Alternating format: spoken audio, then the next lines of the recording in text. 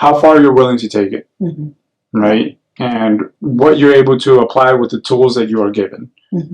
And a lot of people don't have those tools. Some people don't know the language. Some people don't have papers. But it made me feel way more fortunate, again, of the sacrifice that my parents made to come over here, leaving, you know, their home, nobody that they knew over here, and then to be able to give us the opportunity of a better life. And I told my brother, I was like, I kind of wish we would have been there earlier, because it's like, damn, dude, like, do not waste this opportunity that my parents sacrificed so much to give us. Right? Like, work harder, like, do what is needed and required of you, and stop letting little limitations and setbacks kind of like hold you back. Because we speak the language, we speak English, we speak Spanish, you know, we're able to take what we have and then become whatever we want from that. So I was just like, damn, I think if I would have seen that at a younger age, you know, there's a lot of people who take their kids to their home country and be like, no, you're fucking up. Like, let me show you what it's like when, or, you know, I'm going to show you what it's like in another part of the world. And now you'll appreciate being here in the United States. Did you get a lot of that connection when you were out there? Yeah, I feel so. Like you were saying, you know, like they're hustling. They're hustling real hard, you know, out there. Just like he was literally like on the train tracks, like chopping coconuts open. So wild. Yeah, I had a video of him, but then I lost my phone in Thailand. That's a whole other story. So then after Vietnam and back to Vietnam. Right. So you're in Vietnam, you're exploring, you're having delicious, what kind of soup? Bún bò Huế. Bún bò Huế? Yeah. Soup? Oh, good. You're learning new things today. Bún bò Huế. So it's café soda. Café soda. And then like lemonade, like sparkling lemonade, kind of like it's called soda chan. Soda chan. Yeah. There you go. Good job. Okay. Yes. So then, what part of Thailand did you go to? So we traveled from the north. I traveled from the north of Thailand, and then I made my way down south. Mainly the north parts, I wanted to check out the temples. And then also go to check out the elephants. Dope. Yeah. But like not like where like I ride elephants, because that's like not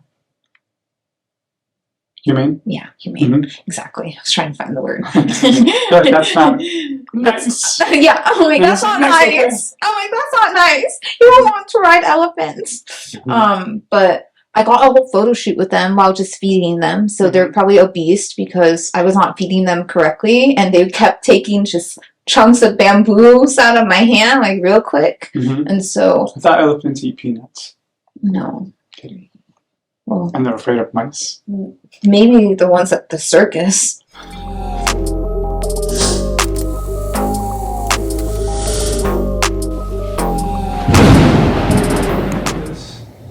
And he's one of those, like, look around. He's taught himself how to paint. Oh, he painted all these? Yeah, he's done all of those. Oh, wow. Those are cool. And that's what I'm saying. I'm not very patient with wanting to like learn and try and kind of find my way, but he is, so he does pretty good at that. So the people that you're talking about from Seattle, they found you online? Yeah, they found me online. Is that how a lot of people find you? Yeah, sometimes, like here and there. Or is it like word of mouth? Yeah, it's both. Okay. Yeah, both. Mostly in the beginning, like word of mouth, you know? And then, oh God, is that how we look on camera? Oh God, I think I want the other side. You want to try the other side? Wait, let me see. Do you want to hold your snake? Will that make you more comfortable? I think I like this side better. This one? I'm so sorry. No, it's fine. So you said they found you online? Yeah, they found me online. I put out some ads, and I guess they found me online. That's how they found me. They were like, "Oh yeah, we were looking for like the OCLA photographer," and I was like, "Okay, yeah, like that's me." And they found your portfolio? Yeah, on my website, and then my Instagram. I think it was an ad on Instagram actually that they found. Yeah. And do you get a lot of clients that could be tough? Sometimes, like, here and there, you know. How is it dealing with people who are particular? Difficult at times, you know. Well, how do you deal with it? How do I deal with it? Mm-hmm.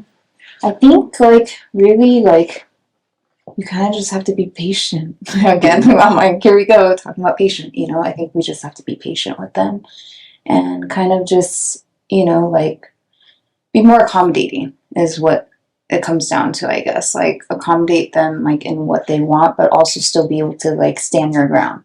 You know, like, there are things that you can, like, accommodate them with, but then there are things that, you know, like, you have to draw a boundary. You know, like, okay, this is like, you know, like, for example, if you come up with a contract, right? Like, your contract says this, this, and this, right? And then, let's say, like, a little bit down the line. Give me an example of some of the thises that a contract. Okay. So, like, for example, let's say, like, okay, for example, let's just say your price for a package is, like 700, right? Let's say 700 for a shoot, right? You are adding, you know, up to 3 hours, you know, like 2 different locations, like within distance or range of one another, right?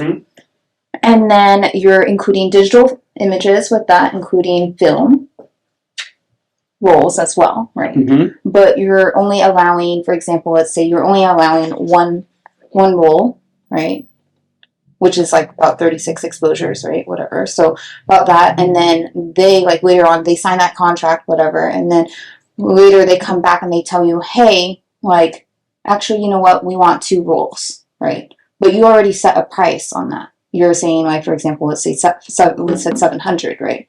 So then that comes in kind of like, you know, like, where you want to accommodate them, but also still draw that, like stand your ground kind of thing. Like I still have to, you know, like, keep it within what we said, but still accommodate them. Where that's where, like, all of the tough part kind of comes in, you know what I mean? So then, like, with that, like, I had, like, a case where I had, like, a client like that, and then pretty much I told them, hey, like, this is what we're doing, like, one roll, right?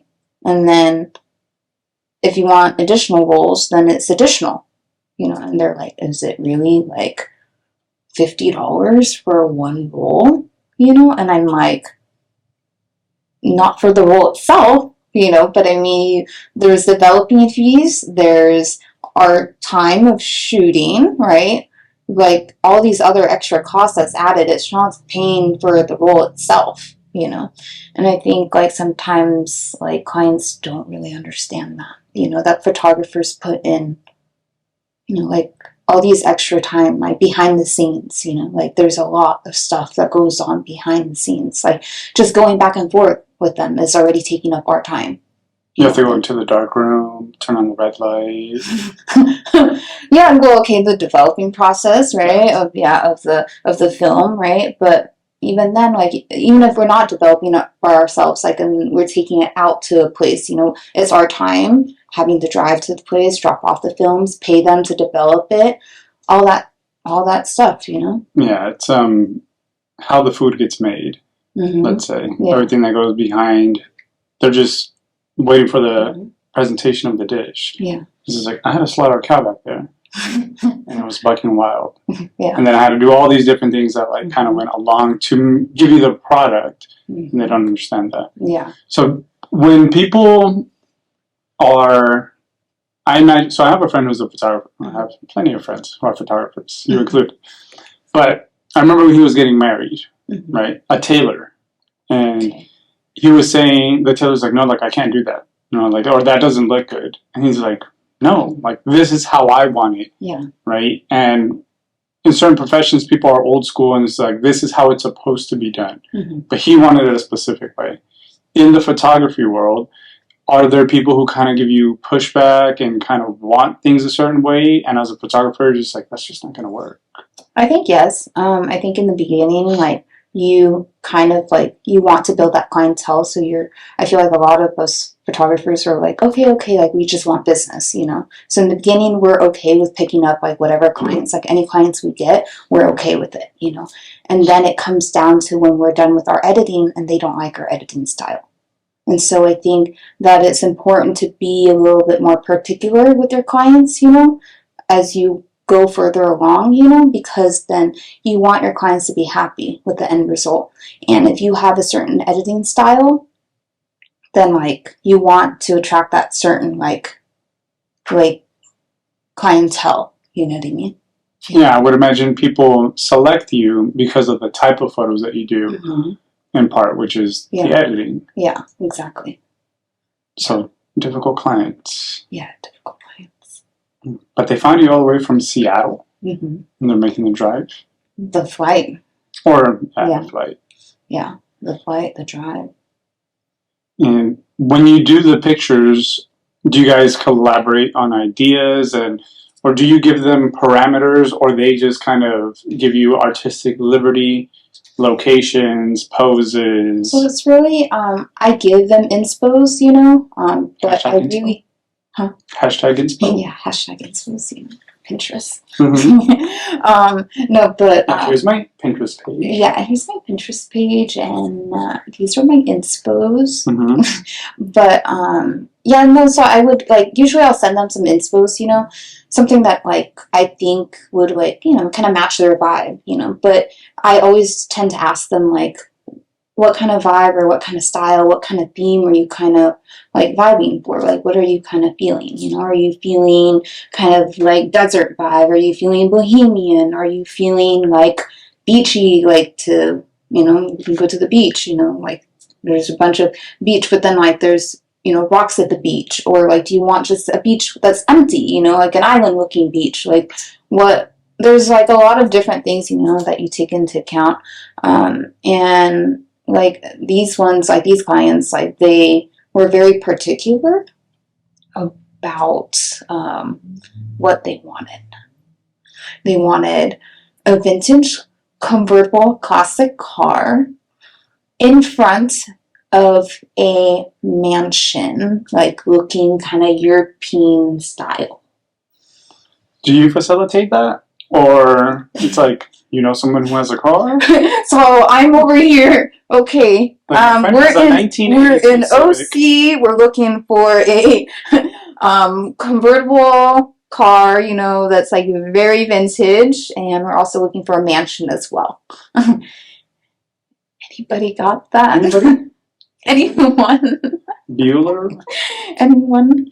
So when people want things like that, is it up to you, or do you leave it up to them?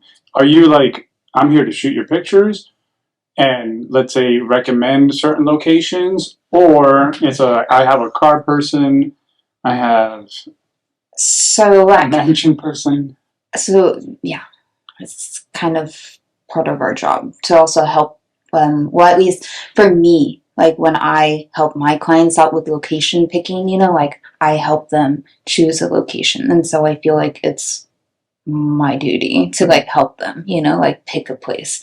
And so if they want a place like that and it's not something that obviously we can accommodate, you know, then we'll find something like I'll give them recommendations of like similar ideas, you know, like we may not be able to like, you know, like have it in front of a mansion, but we may find like, you know, a place where we can shoot in front of like a mansion, look like kind of like, you know, like a mock style of it, you know, but then they'll have to kind of pick and choose between, you know, they want the car or they want the, you know, can't have both. In this case. Okay.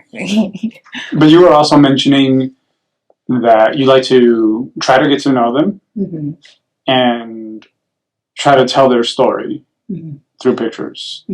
How do you get to know them, and how do you try to tell their story through those pictures?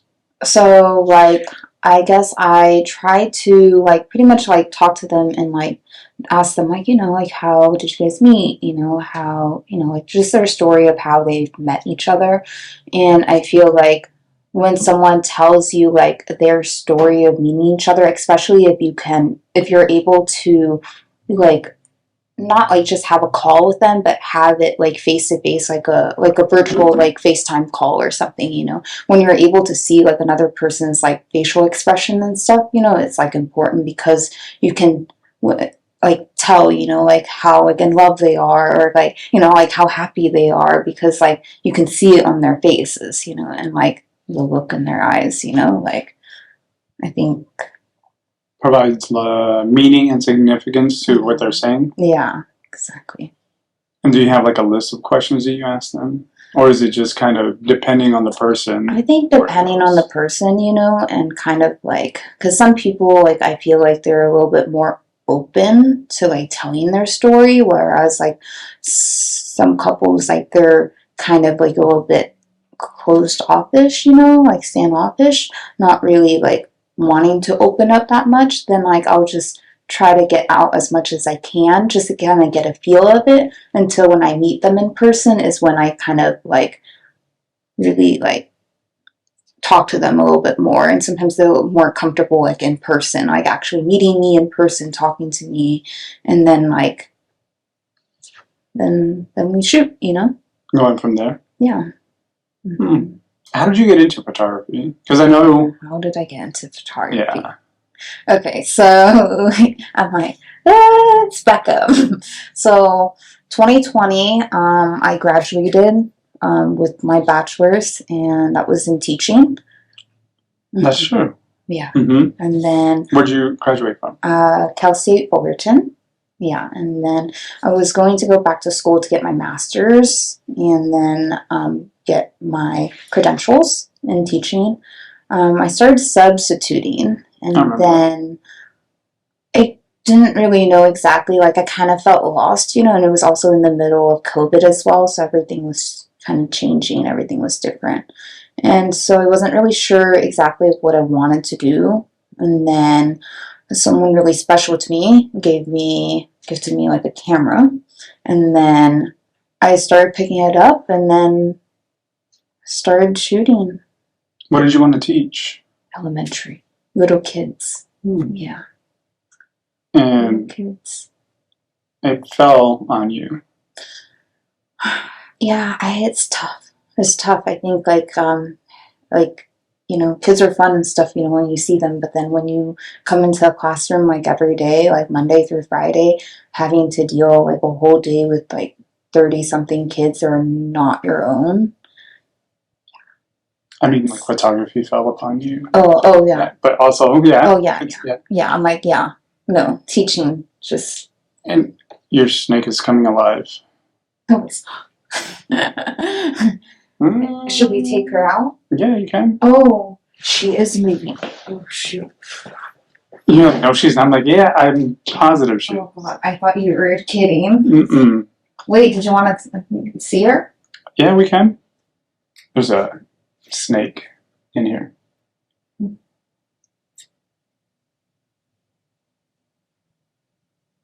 She is coming alive. Let's see. Just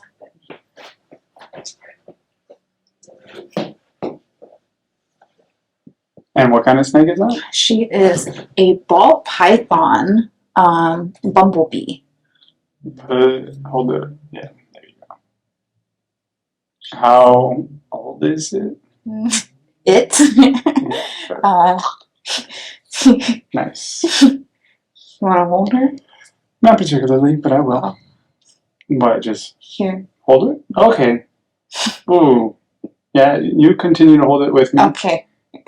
Tied. Okay. Yeah, she just turned 1. Really? Yeah, actually. I can January. feel the muscles. Yeah, she's happy 1 to you, actually. Wait, oh, in January you said? Yeah, in January she just turned 1. Mm-hmm. When did you get into snakes? When? Yeah. A year ago. Oh, really?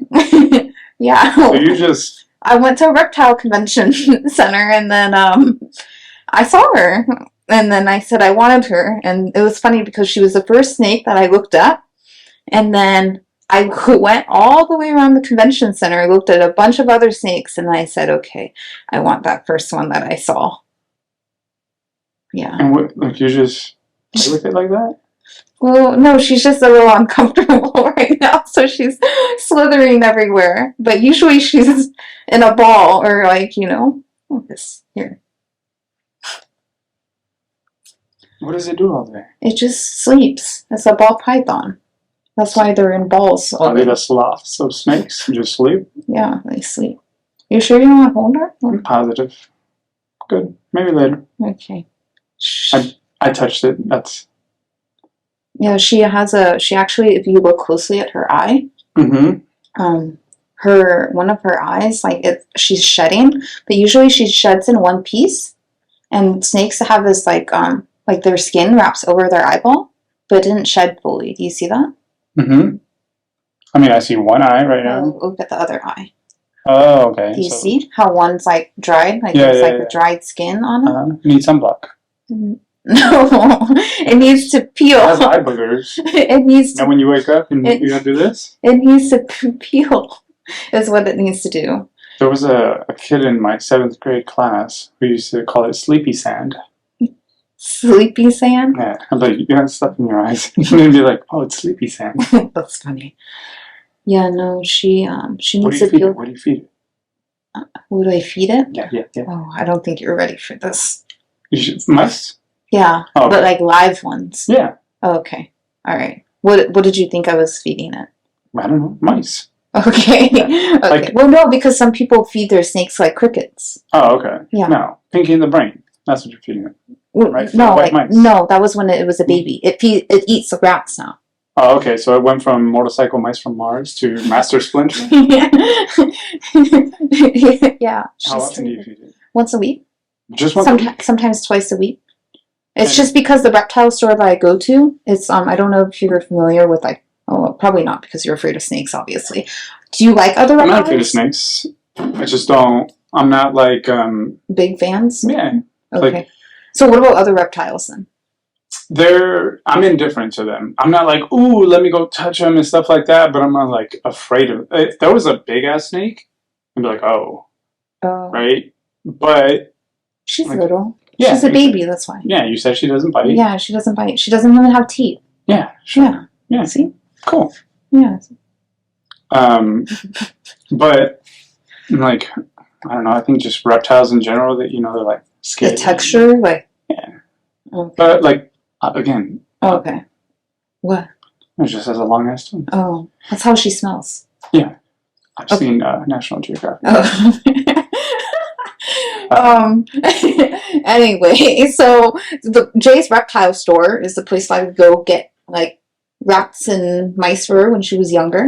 But he's like really well known. They're really big, like on social media. Like they're like big on reptiles and snakes and all that stuff. They have like a zoo. It's like a reptile zoo, and it's like in Fountain Valley in Orange County. And I go there and I get her rats, but the last like few weeks they told me that they breed their rats there, and so right now it's not like breeding season or something, and so what? They only have like so the rats aren't horny right now? no, they only have like 2 left, and they said they need those 2 and so they said they didn't have any for me until like for another few weeks, so she's been starving for like the last like there isn't any other places you can get rats? not live ones, maybe frozen ones, but those are gross. You sure you can't get rats anywhere else? Maybe like somewhere else, like further along the road, like not close by. How much do you know about snakes? A lot? Or Enough to take care of her. Why? Well, no, I'm saying, so like, for example, it feels you grabbing it and touching it and whatnot. Does it know that there's a different person touching it as well? I mean, I feel like it probably does. Well, it has a lot going on today because, like, first off, she slept somewhere else last night, and then she was sleeping literally in a different tank that she's not usually in. And then... You think she knows where she's sleeping? Yeah. Huh. She's familiar with it. Because, like, the water bowl that I have inside of her, like, regular tank at home is, like, big enough to where she can bathe. Hmm. And then the water bowl that I had in yesterday, because it was just for, to carry her around, it was like tiny to where she could only stick her head in to drink water. And she was like, she looked at it confused. She looked at it like, why did this? Because it was a different. It was a different, yeah. Okay, I thought you meant because you spent the night at Dolly's. Oh, So like, no. She's in, I don't know, Orange County opposed to Newport today. She's way out of whack. No, and then this morning, like, we did a whole photo shoot too, so I'm sure she's like really out of place. And then now a podcast. She's very shy. Yeah. She said, "Mom, what are we doing today?" Interesting. Yeah. You want me to put her away right now? You want to hold her? Not particularly. I mean, I will. But I wouldn't know what to do once it starts squirming like that. They just slither. Okay, we don't want it to slither. And it's a boa? No. You said a configure? No, it's a ball python. Oh, python, sorry. It's a ball python. Right. Yeah. So the way that it kills its prey is it... Constrict. Yeah. Mm-hmm. Okay. Yeah. It doesn't?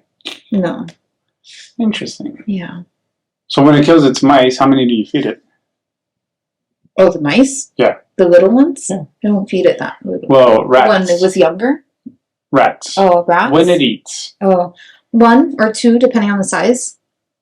And it just chases it around? So you just measure, like, the size of, like, the rat, right? Like, the body. Like, if you look at the biggest body of the snake, right? So, like, let's say that's, like, the center of it right here, right? And then that's the size of the rat that you can get. Even though its mouth is tiny. Yeah. So you can still, like... And then it just, stalks it, chases it? It just preys on it, and then, like... How long does it take for it to, once you put in the rat, for it to suck the life out of it? Probably really quick when she's hungry, actually. Like, it happens in, like, a split second, literally. She's already ready. Is she quick? She hears me coming with the bag, and she's like, her head's already up. Oh. Mm-hmm. And do all snakes chase little boys in red underwear? Like Mowgli? No? No. Here, hold her. She won't bite, don't worry.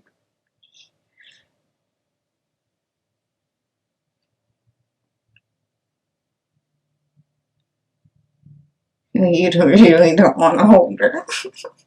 I don't mind. Would do you have to keep the heat lamps and stuff on it? Yeah, I don't use the heat lamp. I use a heating pad. So I put the heating pad underneath the tank, and then obviously I gotta make sure that there's enough humidity in there as well for her. Oh, enough what? Humidity. Oh, humidity. Yeah. Okay. So I try to spray the tank as well to keep it moist in there for her, especially when she's about to shed, because what happens if she doesn't shed fully, that's going to happen, like her eyeball. How often does she shed? Depends, because whenever they shed, that means that they're growing. How big does that thing get?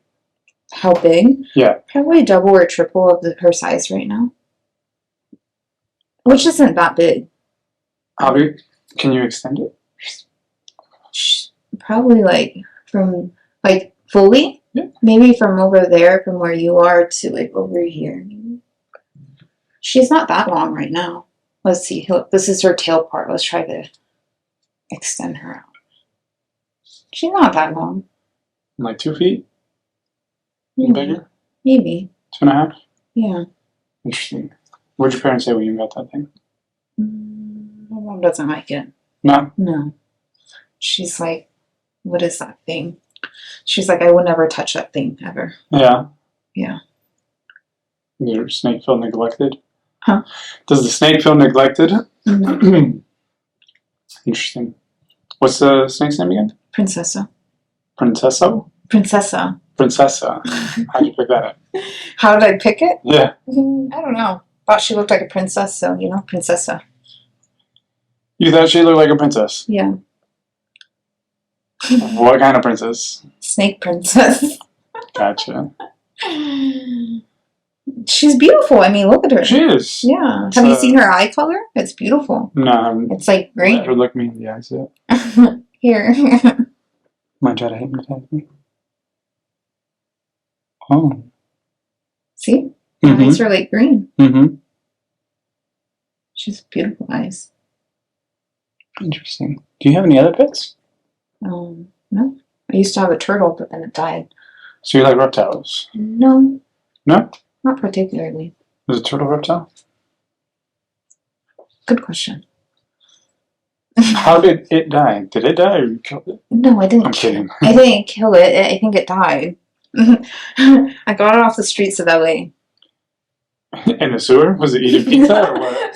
No. Like it was just hanging out with a rat, doing karate, eating pizza? No, it was, I was actually helping a little boy that was selling a turtle on the street. Like, you know how they were, like, selling, like, turtles, like, in the little... clear. Yeah, in the little clear bins. And I was like, oh, he came up to me and I was like, okay. So I ended up with a turtle even though I didn't want a turtle. So... What do you feed turtles? Turtle food. Pizza? From Petco. Oh, okay. But then it didn't last that long. I think I only had the turtle for like they like moths? Like 4 weeks, like a month. Oh, wow. And then it died. It was probably already sick though. He gave you a sick turtle. Yeah. No, that turtle food that I bought last week had too many moths in it. And whenever they eat it, I gotta hit them. And what do you think they get? I don't know. Shell shock. Oh, good one. Rocky says that to Adrian. He makes up a joke and tells her that. Oh, yeah, tattoo you? Oh, yeah. I got that when I was in Hawaii. Oh, yeah. My ankles were ashy. Have lotion. Is it just your arm? What? Arms and then your ankle? Yeah, and my shoulder. Yeah. I like tattoos. So then, photography fell into your lap because somebody gifted you a camera. And then I also, like, I started to realize, like, you know, like, throughout, like, my childhood, I always, like, was taking pictures randomly. And I would pretty much, like, take pictures randomly, and then in middle school, Dahlia would be like, why are you inside of a bush? Because I would be, like, taking pictures, trying to get the right angles, you know, from inside of a bush. Okay. And, like, that's something that photographers will only understand, you know, like, and so I started to put all of that together, and I'm like, you know what, it actually makes a lot of sense, you know, like I've been taking pictures, you know, just never really, like, thought of it as, like, you know, like, making it, like, an actual career, or, like, you know, like, making something out of it. Is it a passion? It's both. I feel like a passion and, like, trying to make it into, like, a full-time, like, you know, like, career, like, business. You know what I mean? And I think, like, in the start right now, it's difficult, you know, but I think, like, we just have to, like, be persistent with it, consistent, and keep going, and just not give up, you know, just because, like, we, you know, have a few, like, trial and errors, like, here and there, you know, like, we can't just give up something that we're passionate about. What do you like about it? What do I like about it? I think that it comes natural to me. It comes easy to me. And I think, like, that's, like, important, you know, like, not that like it's easy, you know, but it just, like, feels right, if that makes sense. Yeah. So I'm like, that's it. Like, me taking pictures of couples and love. Yeah, I think. So do you like the process or bringing, I mean, let's say, to life that love that people are feeling through a picture? Both. Both? Yeah. And what about the process? The process? What's your favorite part of the process? The actual taking pictures, the editing, scouting the locations, finding a mansion in a car? The location part is, I mean, yeah, the mansion car, let's cross that one off the list right away. That's out. But no, scouting locations is fun, you know. I think if it's something that, you know, you have extra time for, you know, like on the side, like if I'm free, I'm not doing anything, like I don't mind like going around places, like scouting out locations for like future shoots, you know, because you never know, like when a client comes up with a crazy idea, you know, and then all of a sudden you know of a cool location. Because what are some crazy ideas or concepts or locations that people have requested?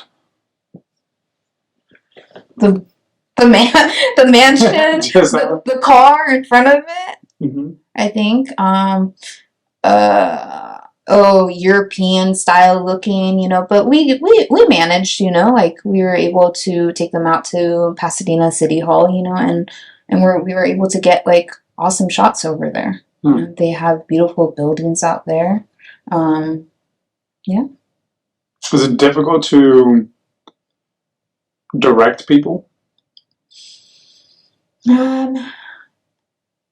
Yes and no.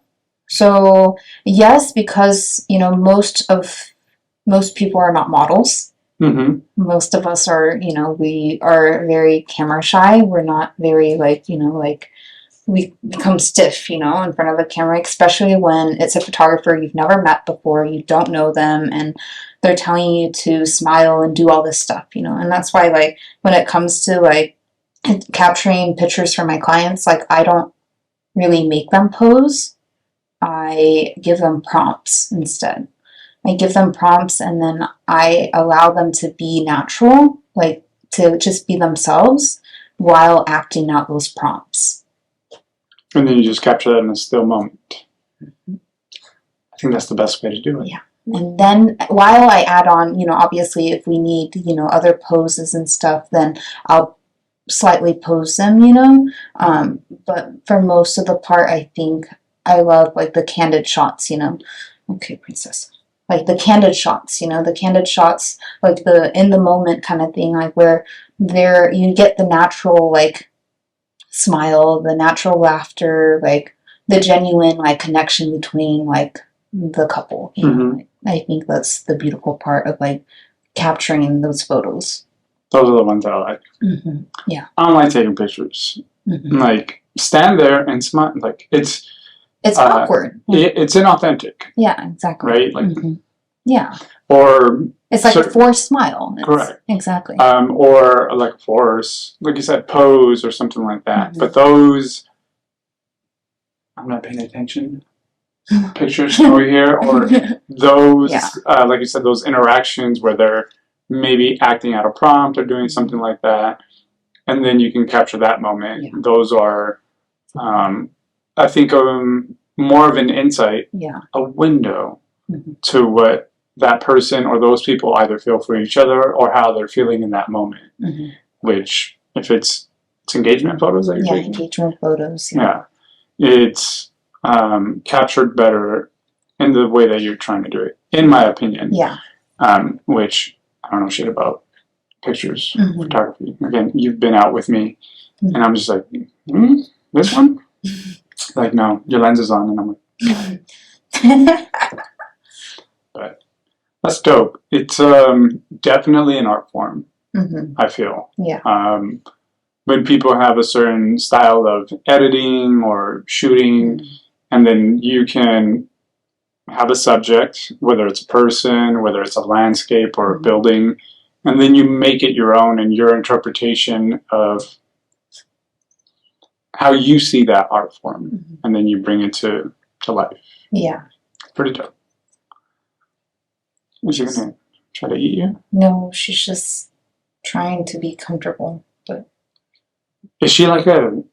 She wants dark. She likes dark spots. So like, she's trying to put her under my brother's desk. No, I'm kidding. Under where? Under the desk. Oh, I think I'm gonna put her back in the bag. Is she like a fucking dog? It's just like, hold me, or like I'm better in this position? No, she's like, I'm better in a ball inside of my pyramid, inside of her home. Yeah, her home is a pyramid. So you just lay there and do nothing all day? She just sleeps, yeah. Does she ever just like hang out with you, like watching TV? Yeah, like this. And it looks like she's trying to get away from you. Yeah, it's because she's had a rough morning. She had to do a photo shoot. Now she's sitting doing a podcast, right, Princessa? Mm-hmm. Yeah. Will it do that into the microphone? Maybe. Princessa, say something. Yeah, it looks. She's like, I'm over this. She's Exactly. like, can I go home and lay down? I just want it to be Are they dark. expensive to maintain, keep? How much is a rat? How much is a little perennial? A rat, depending on where you buy it from. So there's a cheap place in LA that like sells them for like pretty cheap, like cheaper than what I pay for out in OC. If you don't mind me asking, how much do you pay for a rat in OC? OC rats are more expensive than LA rats? Yeah. So OC rats, depending on their size. Uh-huh. They're bougie? Yeah, they are bougie. They're like $8 to $9. Oh, okay. But like if you get them out in LA, they're only like $2. So that's pretty much a big difference. Yeah. 2 and 9. So OC rats are expensive. So it's $20 a month to feed this little girl. Yeah. Okay. I guess. I never really calculated her food. You say you feed her twice a week? Once every 2 weeks? Once or twice. Or twice every like a week and a half, maybe. Okay. Like, not expensive. Yeah, no, not expensive at all. Very low maintenance. Yeah. Very, very low maintenance. Right? But you don't have to, well, yeah, because let's say you have a dog, right? I gotta get home and feed my dog. Okay. Right? Uh-huh. Or I gotta let the dog out. The Mm-hmm. dog's been inside all day. Yeah, no. This is like, fuck it, I'll be gone for a week. Yeah, exactly. Or a month, and it'll be fine. Really? Well, when it's older, not when it's young like this. Oh. Because the older they get, some of them go into hibernation mode to where they don't eat for like weeks. It's like a bear. Yeah, exactly. And it just sleeps. How do you know if it's Hence alive? the name ball python. It's just Balled up? Yeah, balled up and sleeps. Interesting. Mm-hmm. Is this the only photo shoot you done with it? Or do you have many? No, this is the first actually. It was Did you just like put it over your neck? Yeah, it was her first photo shoot with me. When it gets bigger, I'll do a photo shoot with it. Yeah, right. Okay. Are you saying you won't want to do a photo shoot with me? She says she'll see. Okay. She says she'll see because Ziggy's not even holding me right now. I'll make it dark. And I won't hold her at that time either. She'll just be laying on me. Oh. Or something. Slithering? Exactly. If you let her slither and she wraps around you a certain way, sometimes she'll just cling on to you. And constrict. Yeah. What if I flex my muscle? She might try to constrict you. Has it done that to you? No. Because I don't let her, even earlier when I had her on my neck, I had her like hanging kind of, you don't really want them to be really like wrapped around you because you'd really never know what could happen. You don't want them to get used to that? Yeah, you don't want to there's reptiles, so you never know what. Exactly. What if they decide that they want to constrict you, But she's a good girl, though. She would never, right? Thanks. Oh, we have to go get your eyeball checked out. You say you're a vet? Well, in this case, yeah, because her eye's not getting any better. I think I'm going to have to take her to a vet. Is there any vet places out here? My brother works at a veterinary hospital. Oh, yeah? Mm-hmm. Oh. In Whittier. Oh, in Whittier. Mm-hmm. That's opposite direction. That's that way. But I think I do need to take her to the vet. So that way they can try to take that out. Because I don't want her eye to get infected. Yeah. Interesting. Like your rings. Thanks. I got it in Thailand, actually. How was that? Very fun. And you went by yourself? Yeah. Solo dolo trip. And it was the best experience ever. I think it's something that people have to do at least once in their lifetime. Go to Thailand or travel solo? Just travel solo in general. I mean, it could be anywhere. But what made you want to go to Thailand? Well, I went to Vietnam. Okay. And then I went to Thailand. Mm. So I went from bottom of Vietnam to the top of Vietnam, so south to north. South. Are you Vietnamese? Yeah. Okay. So from south of Vietnam to the north of Vietnam. And this was my first time traveling like out of the country, like by myself, solo, like to like out of the country, like just by myself, you know. And so I think it was a little nerve-wracking, you know, but I think it was good that I started in Vietnam because I'm able to speak Vietnamese. That's what I was going to ask. You speak Vietnamese? Yeah. Fluently? Fluently. Okay. Yeah. I just can't really read it or write it. Like I can pick out certain words, you know what I mean? But like speaking it and understanding it like fluently. Oh, okay. Yeah. And so I was like, okay, I think it's better that I start in Vietnam, and then that way I'm a little bit more comfortable like traveling by myself. I started from the south of Vietnam and I made my way up to the north of Vietnam.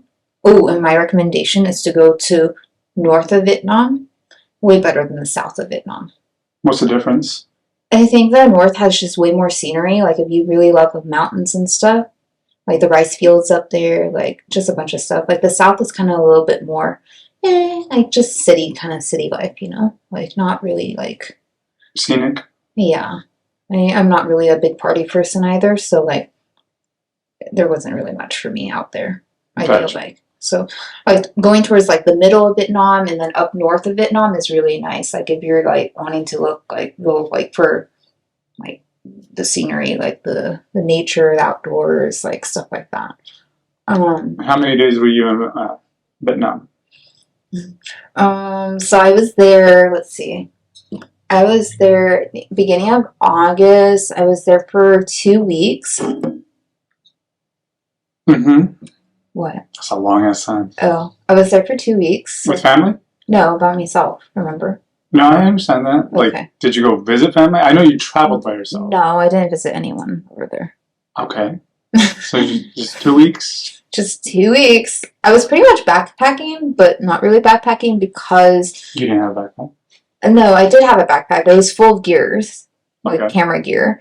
So then I just had a carry-on with, like, you know, my clothes for like the whole month because I was traveling from Vietnam to... So I split it up. So originally what happened was it was supposed to be a month trip, 4 weeks, but it ended up coming like 5 weeks because my phone broke in Thailand. Okay, we'll have to get to that. It was a little disaster. So let's go back. Okay. You were like, I want a vacation, and I want to go to Vietnam. No, so like I had done some research, you know, like I wanted to go to Vietnam and check out these different like places and stuff. So I've done my research. I even wrote down like in Google Docs like where I wanted to go, how much time I wanted to spend in each city, like all that stuff, you know. Yeah. Like down to like, you know, where I wanted to go eat and stuff, you know, like places I wanted to check out for sure, you know, like there's nothing like that would like stop me from going to those places kind of situation, you know. So I had all that stuff down. Me sandwich. I had all those stuff down, right? Okay. And then I just went. But then like there was hotels and like Airbnbs that I had to like pay for advance, like when I was still out over here, right? So that way I would have those like reserved exactly. But then there was certain cities where I wasn't sure how long I was going to be there for, and so I didn't book them until I got over there. Mm-hmm. And I don't know if it's like a good thing or a bad thing, you know, because like the pictures like online, it's like catfish. Okay, so like they show you like, you know, pictures of the room and like, you know, where you're staying at, you know, and you're like, oh, it doesn't look that bad, you know, for the price and stuff. It's like super cheap because, you know, like it's cheap over there, you know, and then you like convert it to US money and it's like, oh, nothing, you know, like $20, like, oh, cheap, you know, mm-hmm. and it looks so nice, you know, in the pictures. Mm-hmm. And then you go and you check in and then there's no AC. The room is like broken down. The bathroom looks like run down. The mirror is like dirty in there. Like it's just you walk in and you're like, oh my goodness, where am I? Yeah. And yeah, so I don't know like it was a mistake, but then I get to like stay in those cities to explore a little bit more because it gives me that kind of like leniency, I guess, like, you know, that little leeway, you know, of like being able to like stay a little bit longer or like leave if I don't really like the city, you know, then I leave and then I go to the next city kind of thing. So it was like kind of backpacking, but not really backpacking because backpackers, you know, only carry a backpack. Yeah. But I had a carry on Yeah. with an extra duffel bag and another backpack. So what are some of the like absolutely I have to do this or go here? What are some of the places that you were like, I want to go to this place and I want to eat here? In Vietnam or Vietnam. In Vietnam. I know how to say it. In Vietnam, well, I went to, for sure, I wanted to check out Sapa, which is the rice fields. Mm-hmm. That's north of Vietnam. And I was like, for sure it's that, or the other place was Ha Long Bay. Ha Long Bay is like more of like a cruise on a boat. But because I went during August, and that's usually their monsoon weather. So I don't want to be stuck on a boat in the middle of nowhere. So I chose the rice fields instead. So I went trekking through the rice fields. So you get to South Vietnam. Mm-hmm. Then what do you do when you get there? When I first got there? Yeah. Oh, checked my bag in and got ripped off at the airport. Okay. Do tell. I got out of the airport and I was like, I could feel the heat like just blowing on me because the weather out there like sucks. You could feel it like the minute you're still in the airport, right? And you're like about to walk out of the exit and you can feel it like just blowing like, yeah, like blowing like it's like a hot sauna, like steamer, like just coming, blowing full force at your face. And I'm like walking out and I had a scarf too on me and 2 jackets, and I was like, oh no, I have to take all of this off because it's way too hot. The minute I'm taking it off, these guys, they come up to me and they're like, "Sup, girl?" They're like, yeah, pretty much, but hey, like, how do they, this is our taxi service. How do you say "sup, girl" in Vietnamese? They're like, I mean, I don't know how to say it like that, but they're like, you know, Giao Chi, like, you know, Giao Chi. Giao Chi? Giao Chi. Giao Chi? No. Giao. Giao. Giao. Giao. Giao. Okay. Giao. Giao. Yeah, you said it. Giao. Giao. Okay. Ji. Ki. Ji. Ki. Ji. Ki. No, you're saying with a K. Ji. With a G? No, it's with a C. H. G. Okay. But it's a little bit different. It's not. Giao Ki. Yeah, but it's like, it's weird because like there's like different like, you know, that's like, yeah, there's like saying like, okay, like you're kind of like being proper, you know, like you're saying, oh, you're a little bit older than me, like Jackie, you know, like, you know, and then like me, like I would tell you like, oh, Jiao An, like, you know, someone that's a little bit older than me, yeah, like Jiao An, you know, or yeah, but you wouldn't say that to a guy because they'd be like, I would. Be like, Jokey. Yeah, so they came up to me, they approached me and stuff, and then What'd you say? I was just like, let's reenact it. Jokey. No, I said hi. And then they're like, oh, taxi service. And then I said, oh no, it's okay, like, in English or in Vietnamese? When you responded? No, I said in Vietnamese. I told them, if you could please. I told them like, oh, không có sao, like có bolt, which is which is like, no thanks, like I already have like Bolt, right? Which is like a it's like Uber or Lyft, like over here, transportation services through an app, right? So that way I don't have to communicate with them, because the thing is, over there, when you go over there and they know that you're not from over there, they will try to hustle you. Yeah, they try to take advantage. They try to take advantage, and so it's better to use those apps because, you know, you see the price on there and they can't. Yeah, they can't. Yeah, they can't. Yeah, exactly. You know. And so I told them, no, it's okay, thank you, I got Bolt. But because I was too busy, you know, taking off all my layers, you know, and trying to wrap it around my luggage and stuff, they're over here trying to talk to me. And so I didn't want to be rude. And then they said, oh, we have taxi service, you know. So I said, okay, how much? And I knew the moment when I said how much, I messed up. Because when they told me, they said, okay, we we'll give you a discount, you know. And I said, okay, how much though? Because, you know, they can't just tell you how much, you know, I need a number. Give me a number. You know. They give me a number, tell me why I get inside of the car, 2 minutes later, and it's a different guy that they called for the car. The car pulled out. They helped me take my luggage and stuff in the car. I sit down, and before the car drives off even, we're still at the airport, I'm like, hey, like, how much is the ride going to be? Because the guy outside told me this much, you know. Mm-hmm. Tell me why the price doubled. Because you're an American. Yeah.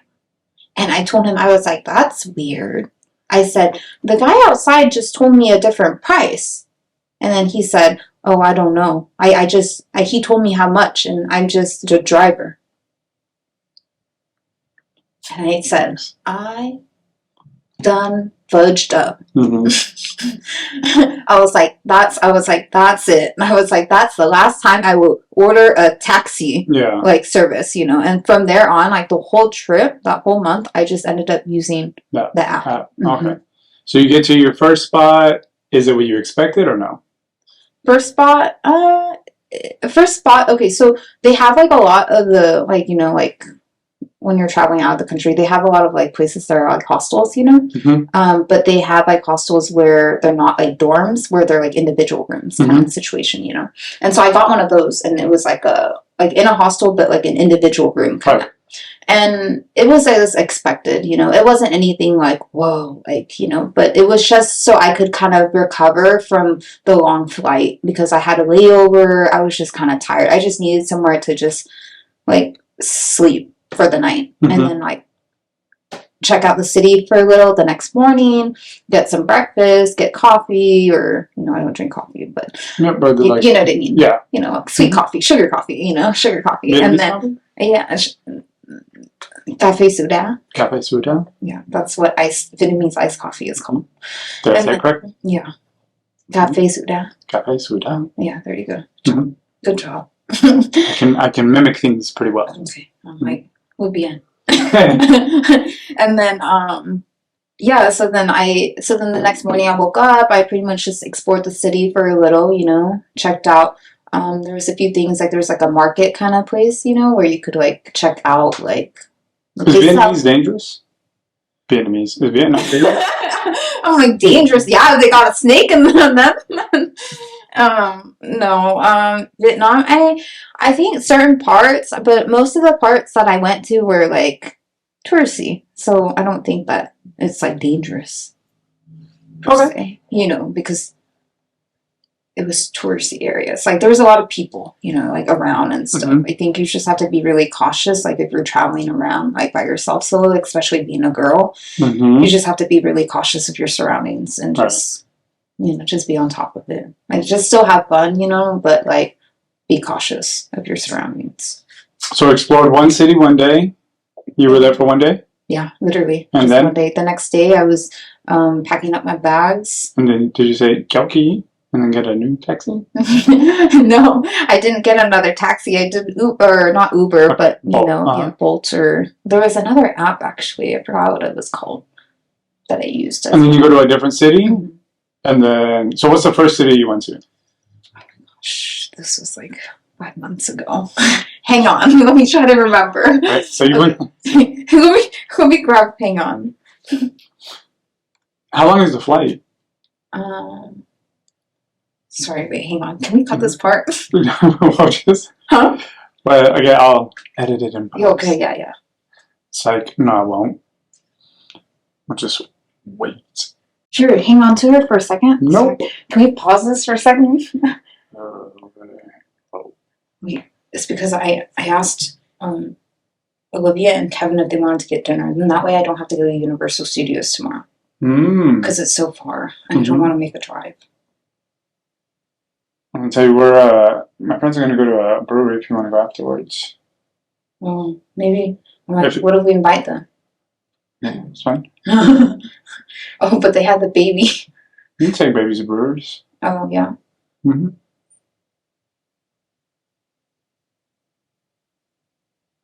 Does she even know who you are? Who? Olivia? No, no matter. Oh.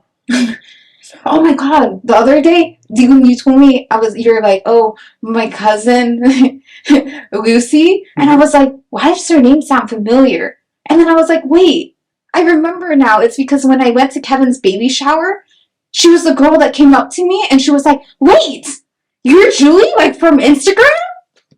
And then I looked at her and I was like, sounds like my cousin. I was like, who is this?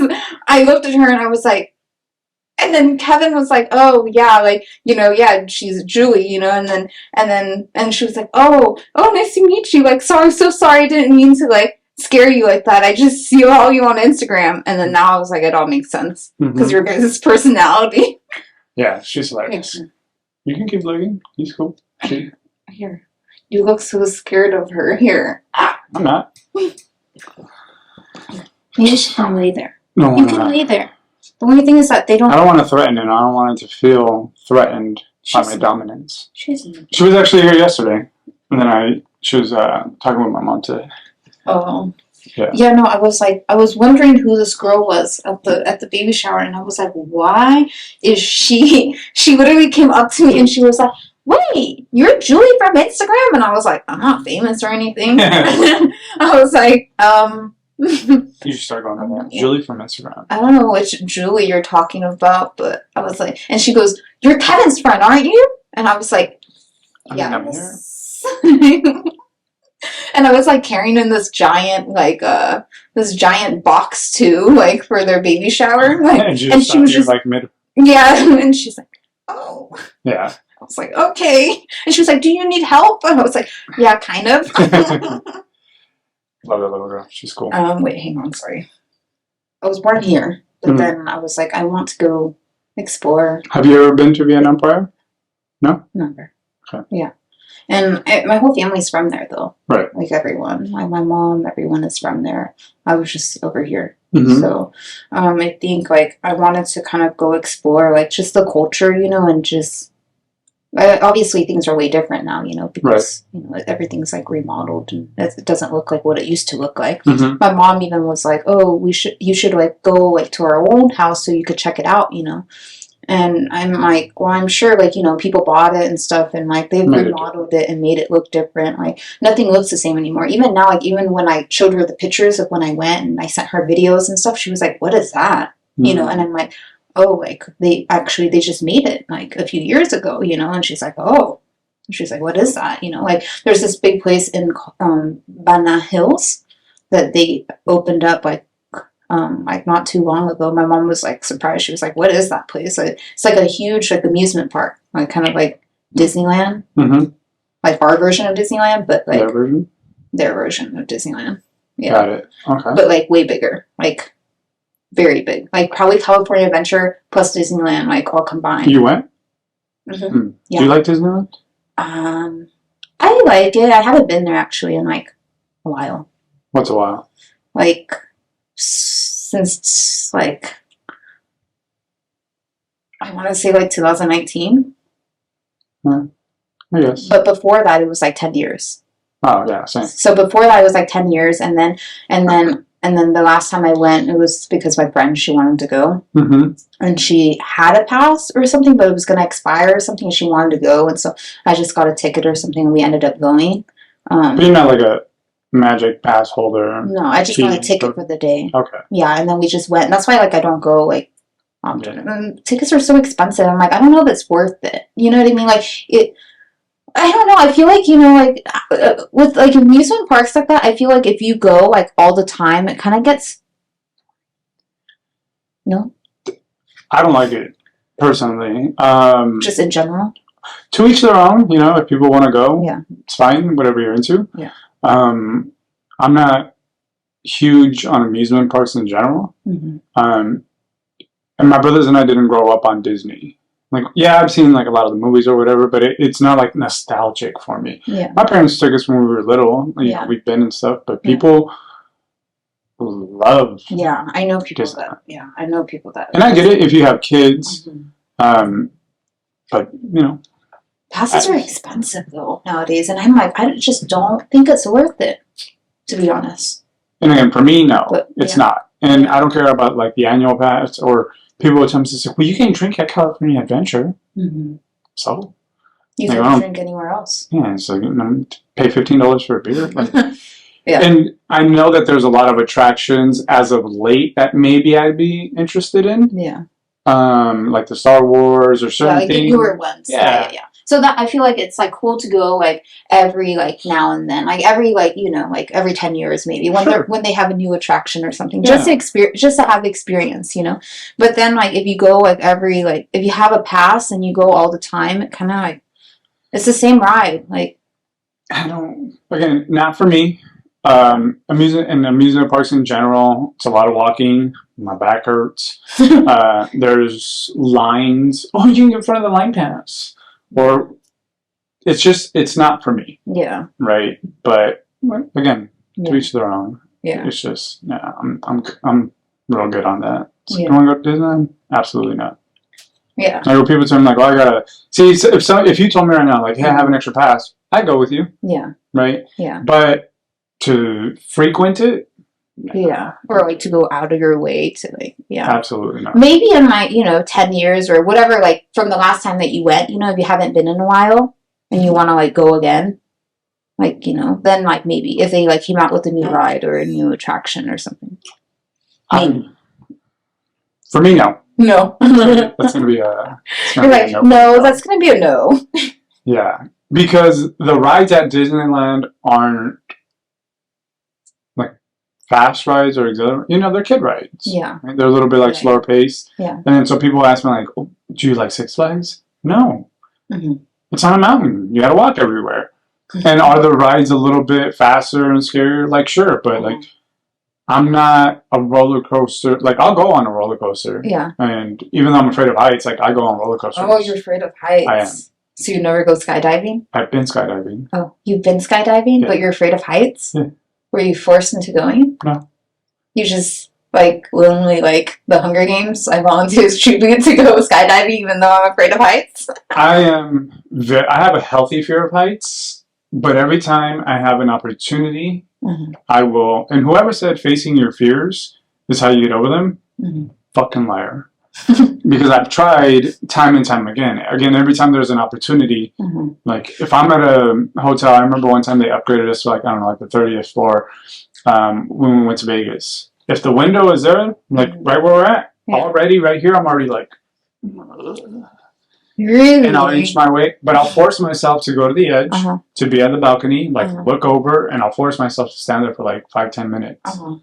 But yeah, no, like I'm afraid of heights, and it's Six Flags. It's like I'll still go on it, right? From there, it's like might as well, but it's not for me.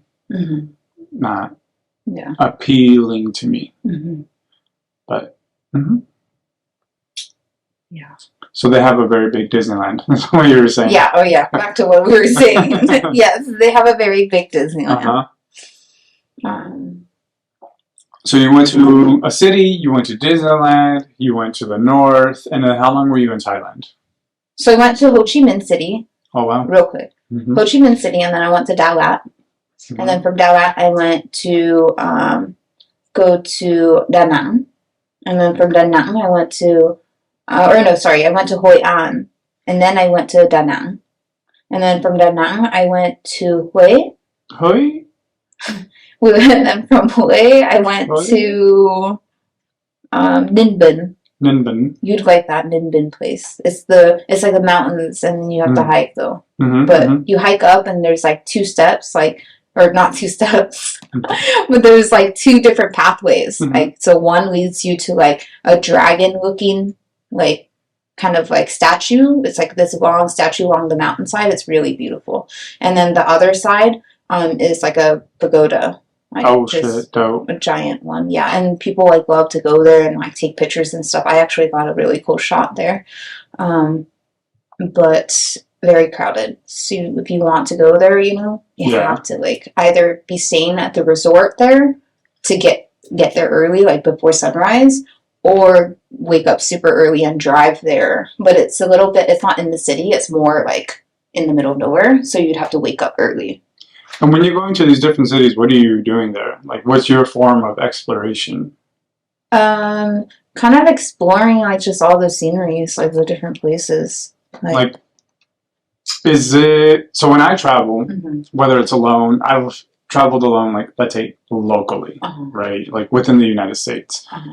But when I travel anywhere, like food and sights, that's what I want. That's all I care about. And if you can tie in history to it, and you can tell me about the place, like I like information and I like to know about things.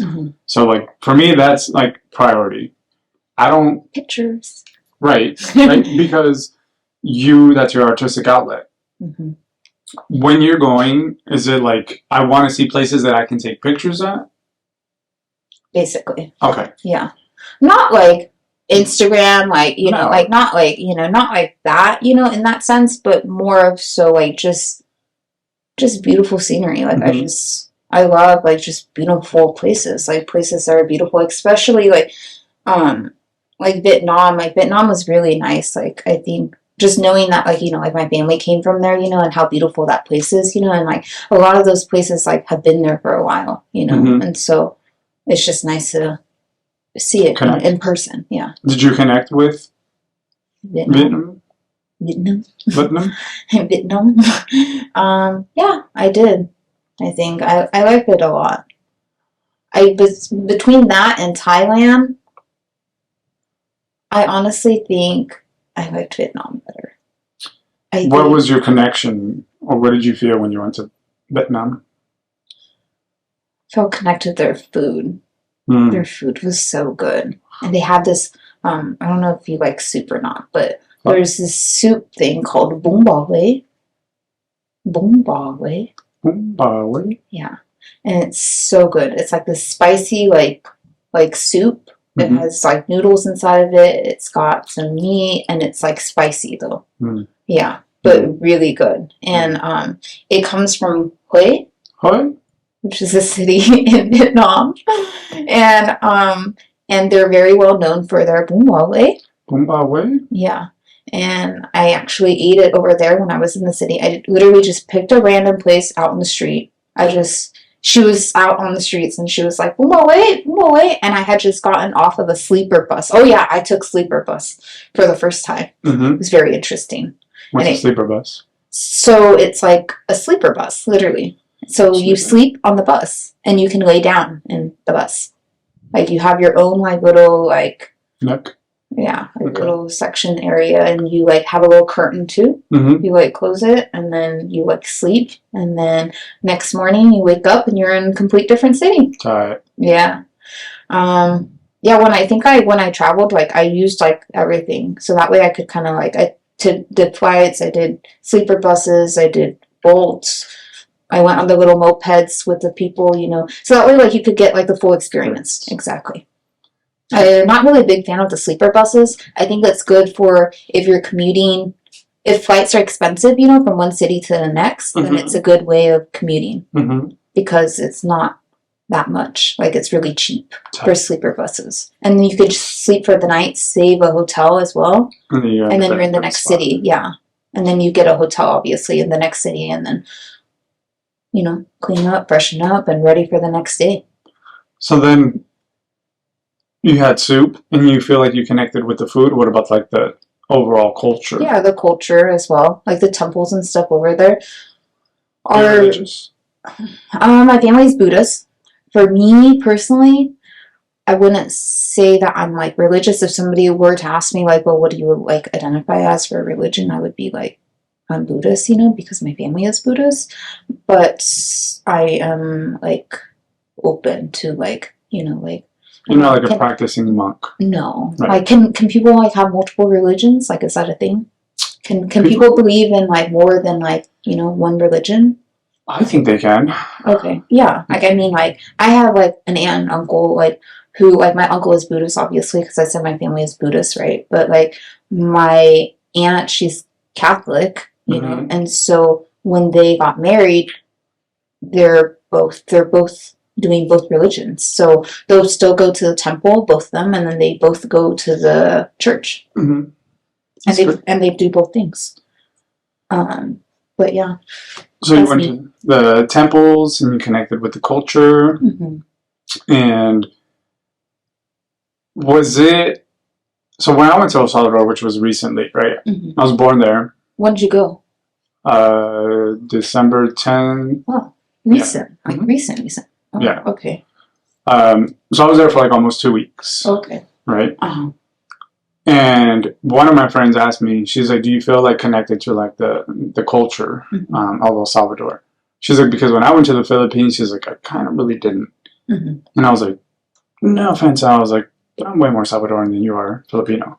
Mm-hmm. Like, I still speak. A lot of the people there were very surprised of my Spanish. Mm-hmm. I left when I was 1.5. Oh, like, yeah. Not only do you speak Spanish well, like, you know a lot of like Salvadoran terms. Yeah. And I'm like, yeah. Like, my dad forced us to speak, and I thank him for that. He forced us to speak Spanish at home. Mm-hmm. He wouldn't allow us to speak English. Mm-hmm. I remember one time I said, cool. He's like, the fuck is that? And I was like, ah, shit, cool, like, hot, like, because he didn't know what it meant, right? Yeah, yeah. And my dad had the frame of mind that you're going to learn English at school, you're going to talk to them with your friends, but at home you're going to learn to speak, or you're going to speak Spanish. Yeah. So they were surprised by that.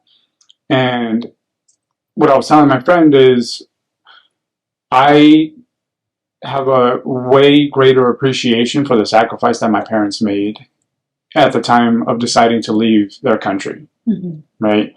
Not knowing the language. Over there, my dad's friend, his son speaks English with no accent. He also speaks German, right? Oh, wow. Yeah. That's random. Yeah, he's going to be going to a university in Germany. Oh, okay. One of his kids, that makes sense. Okay. One of his kids lives in Brussels. Okay. You know, so like there are schools that teach like different languages, mm-hmm. and you know, a lot of them now speak English. Yeah. But in the 80s, like my parents left during the Civil War, mm-hmm. right? And one of the things that I noticed, it's very green. It's mm-hmm. fucking jungle, right? Mm-hmm. Super green. But the people out there hustle so hard. I didn't see a homeless person until like the 8th or 9th day when we went to like a downtown. Mm-hmm. They're not really homeless. They were just kind of like some drunks. Mm-hmm. But everybody out there is trying to earn a fucking dollar. Mm-hmm. Like that's how it was in Vietnam too. Mm-hmm. Every house is a restaurant or a shop. Mm-hmm. People are selling pupusas, coconuts, a lot of coconuts. And my dad is a very, very big contributor to those people. Yeah. My dad, I think maybe about like 18 coconuts, I think he said. Oh, wow. In a very short span of time. But I saw a lady selling 2 heads of lettuce, mm-hmm. Q-tips, like clothes. Just hustling. Everybody is trying to make a fucking dollar, like trying to survive, trying to make a living. Mm-hmm. And I'm like, what I told my friend is I definitely connect with like the culture. And I was like, but make no mistake about it. Hashtag America. Like, I grew up here. I think we're just fortunate, you know. We're very fortunate out here. And like, that's another thing too. Like being out there and like being in Thailand too, you know, like, I'm like, wow, we're very fortunate. Like, we just don't see it on the daily, you know, but just, you know, with just a roof over our head, we're very fortunate, you know. Like, people out there, like we were saying, like, you know, like they're hustling, like even in their houses and stuff. Like, mm-hmm. Same thing in Vietnam, like at the train tracks, like those coffee shops, like at the train tracks, like those people live there, like upstairs, literally. And then they come downstairs and their businesses is downstairs, like on the train tracks. But it's a touristy area, and people come there, and they come out getting people to come in because, like, I guess they stopped having people come in because somebody got hit on the train tracks or something. Yeah. But they go out, and so like you have to like the only way you can cross the cross guards is if somebody from one of the owners comes out and gets you. Mm. Yeah, and they're hustling, so they're coming out constantly trying to get people to come in to buy coffee, coconuts, whatever. Mm-hmm. Yeah. It's unfortunate, I think, because I see it, I'm like, dude, if you can take that work ethic, that hustle mentality in a place that'll allow you to thrive, because that's, to me, again, it just not recertified, but kind of reaffirmed mm-hmm. that the United States is the land of opportunity. Mm-hmm. So it's like, you can come here and work your ass off, and whether it's selling things or whatever, and you can make a decent or a very good life for yourself if you have the work ethic, if you have the drive. And obviously that's why so many people come here. Mm-hmm. But places like El Salvador or maybe Vietnam, the opportunities are limited. It's like you can work as hard as you fucking want, and you're just not going to go anywhere. So it's like you're scaling and you're not moving anywhere. Mm-hmm. You're on a treadmill. Yeah. And over it's here, just a cycle, just a circle. And over here, it's a little bit different, right? You can come over here and be a gardener, which let's say is a stereotypical Hispanic profession, right? People come over here and become like landscapers. But then you can own your own company, and then you can have people working for you, and then you can have a route. And then you can retire by selling that route to somebody else. I think it's the mindset. It's the mindset. It has to do a lot with like your perception of certain things in life, and like your mindset, and how driven you are, like you said. Yeah. It's how far you're willing to take it, right? And what you're able to apply with the tools that you are given. And a lot of people don't have those tools. Some people don't know the language. Some people don't have papers.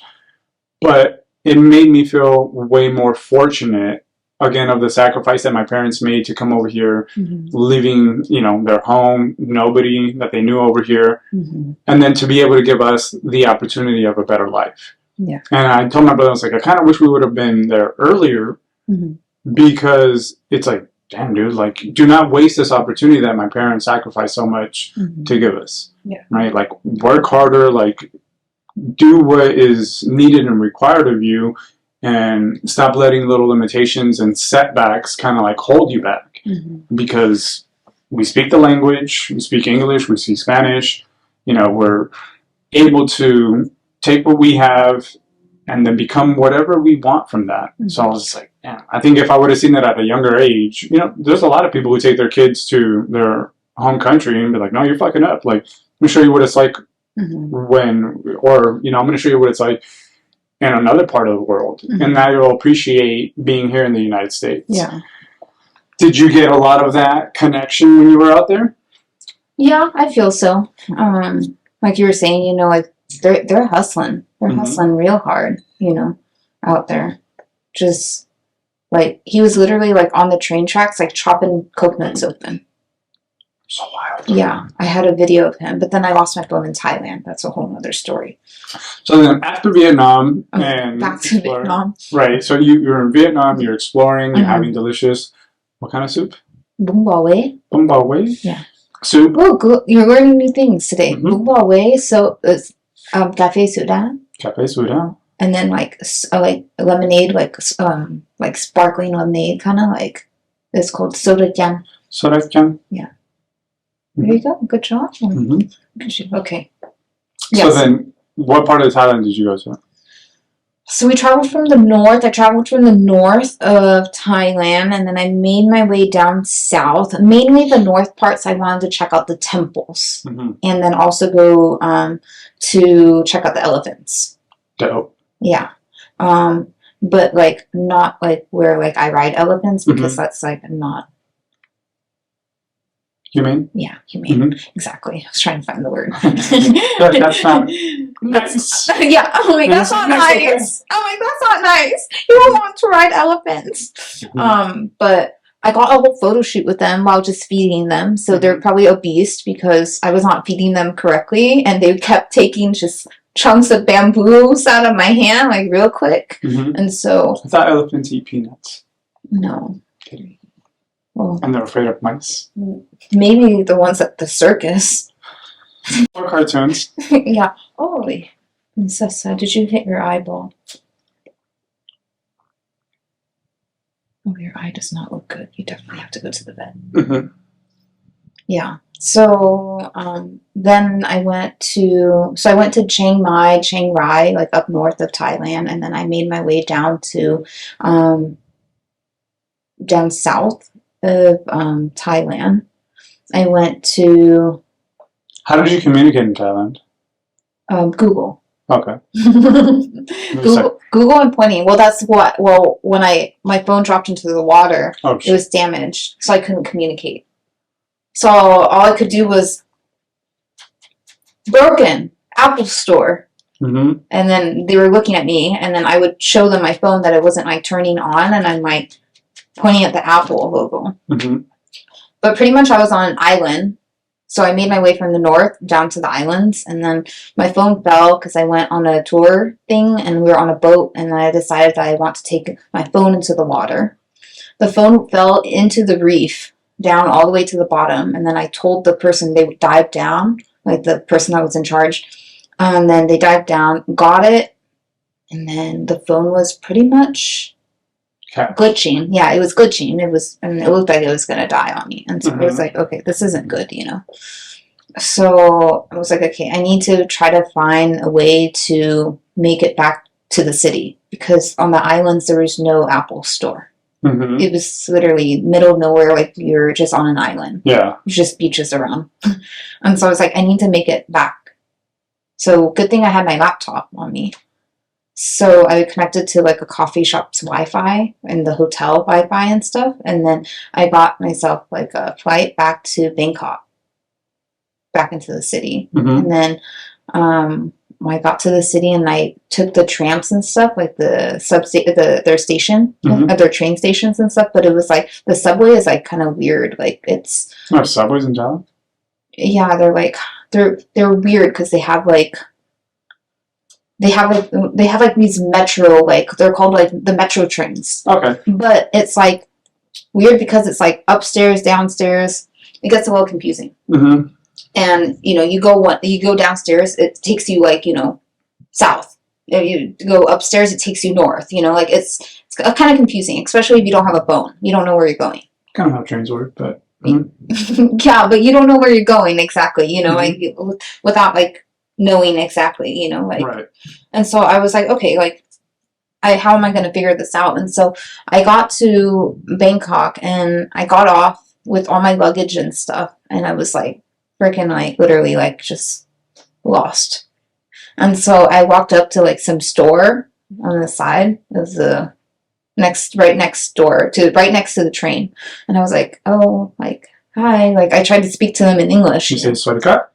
Yeah, and then she was like, she came out and she was a she?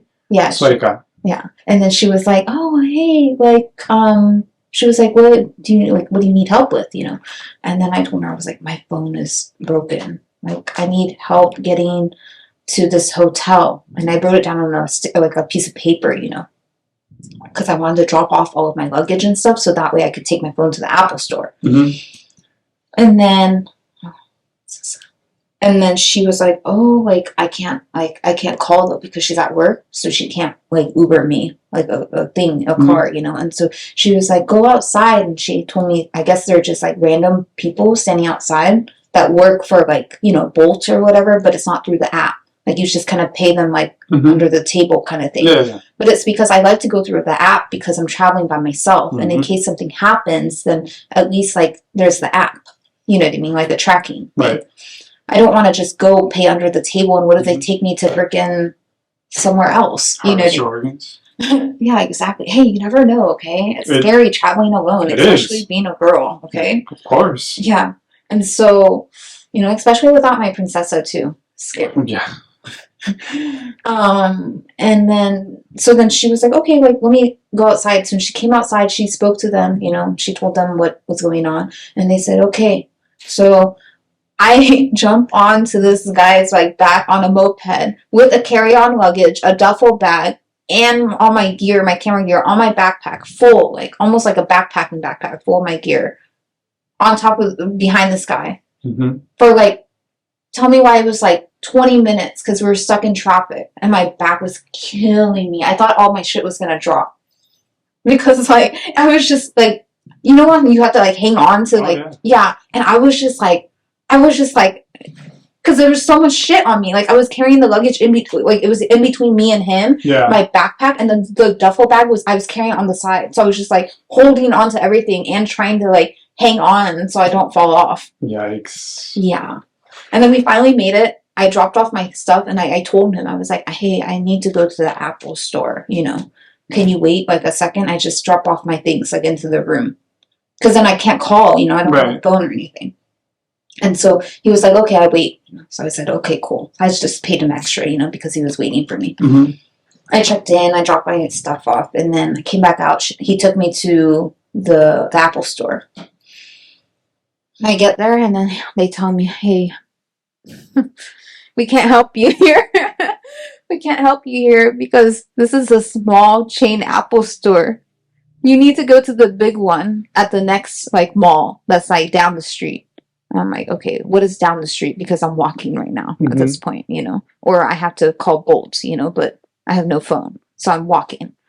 And then they're like, oh, it's walkable, you know, like 10-15 minutes. I'm like, okay, so here I go walking, you know, down to the next mall. And then I go to the next mall, I get there, and then they go, hey, we also can't help you here. Like this is a like just a repair shop, you know, like like you have Apple Care, you know, you need to go through the actual Apple store. So you need to go down to the next mall. Damn. So hey, third time's a charm though, because I went down to the third mall and then they were able to semi help me. Not really. Because apparently Apple Care won't work in another country. Oh. If you bought it in the US, by the way. Okay. If your phone is the US model and you're in another country. Turn this way a little bit. You can, I just noticed you can like almost not see your face at all. Yeah. Apple, oh my goodness, the camera's scary. Continue talking. Okay. And then, look, I already lost my train of thought. Apple? Third time's a charm. Third time's a charm, yeah. Third time's a charm. So then I went to I went to the mall. Okay, this Would you like me to talk instead? wait. So you went to the third Apple store? Oh yeah. And so you can't get Apple Care because you bought it here. Did they just give you a new phone? I would imagine your phone got wet.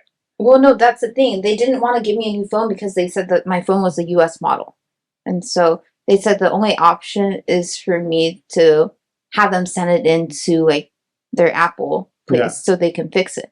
But then I told her I'm leaving, like I'm flying back home to the US in a few days. It's just I need a few days just to like navigate my way around the city. How long were you in Thailand?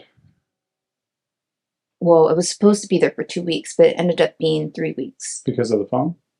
Yeah. Oh, okay. Did you go to any Muay Thai fights? I did. Dope. Yeah. Did you go to the Lumpini Stadium? I don't know which one I went to. It was in the like.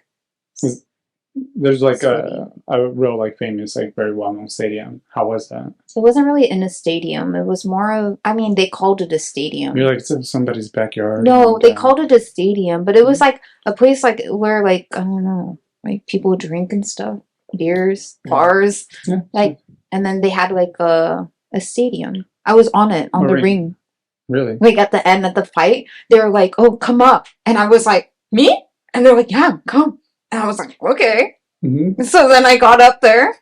Did you do the right crew or whatever it's called? They just got everyone that was like sitting like up front, and they just got everyone up, and they're like, "Oh, come up, like take a picture," you know, like with the winner. And I'm like, "Okay." So I just did it, you know. How was it? It was cool. It was fun for the experience, you know. But not for you. I don't know.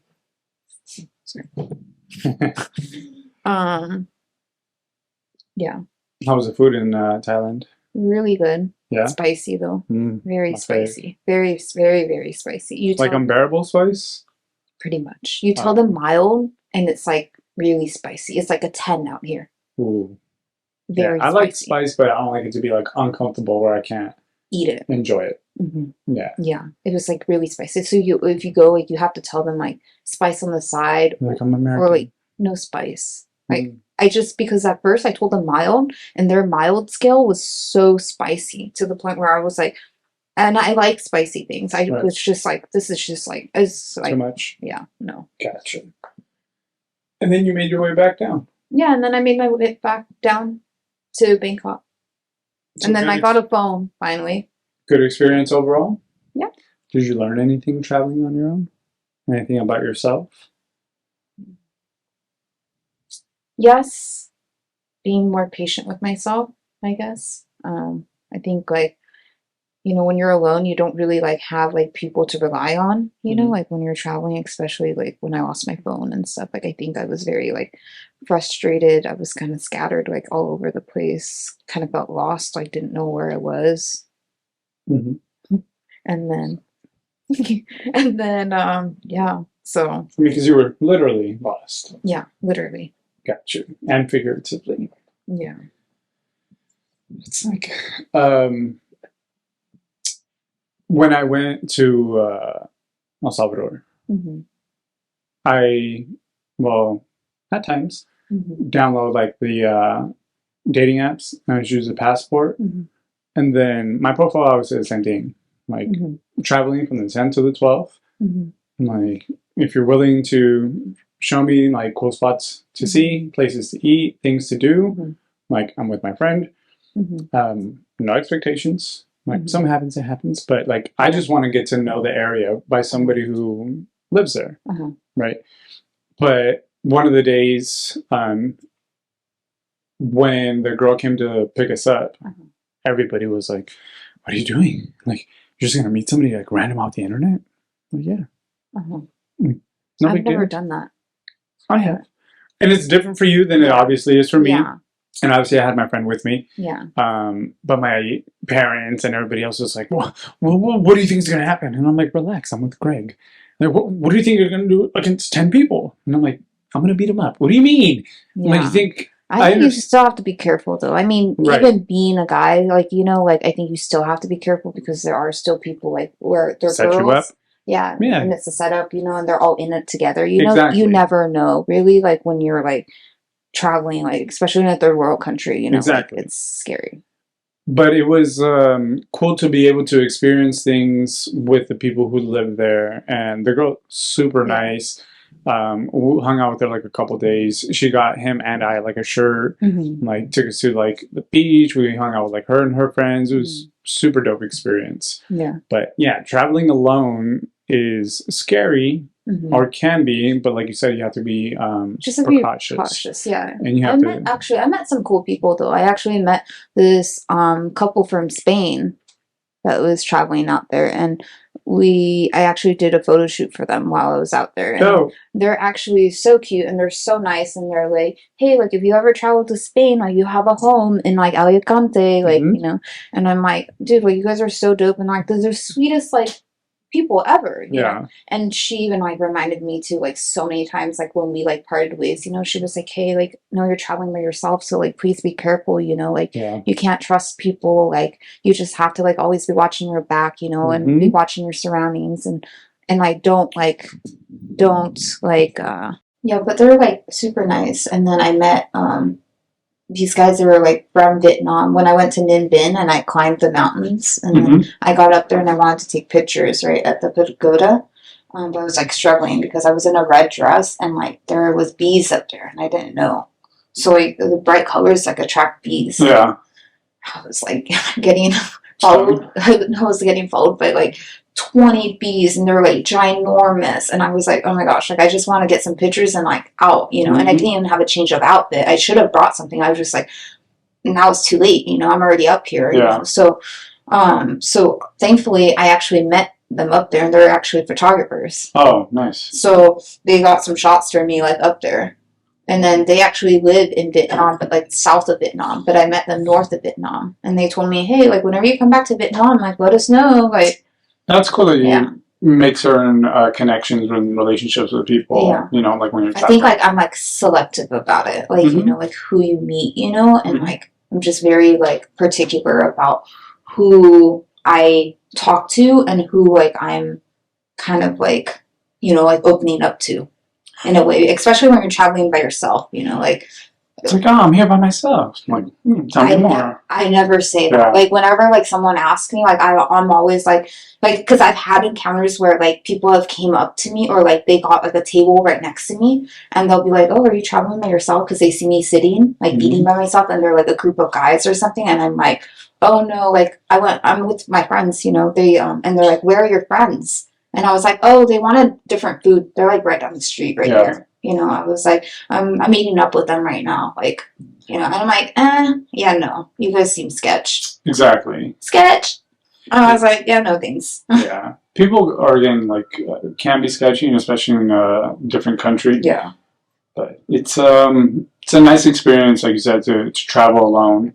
even though I think even if you do it, let's say locally, I've gone to New York by myself, I've gone to San Francisco, a couple of different places, or I even done a couple of, like, let's say road trips by myself. On a podcast, like listen to music and get to enjoy traveling with friends.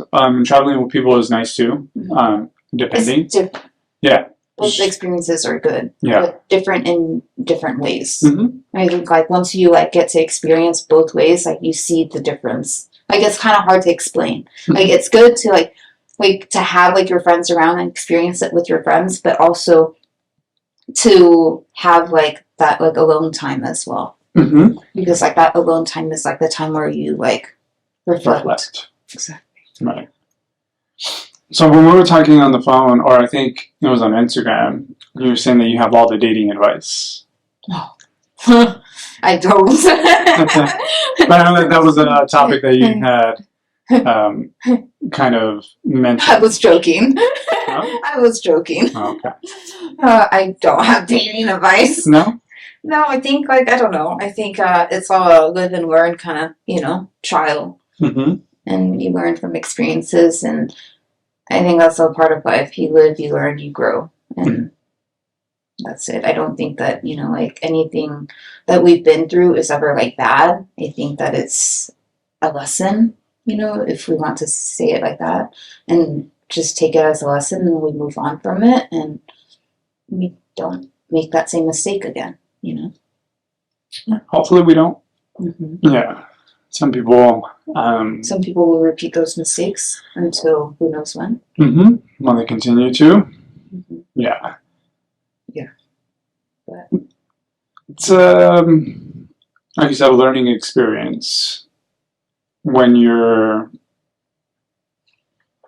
in a relationship, and then it doesn't work out.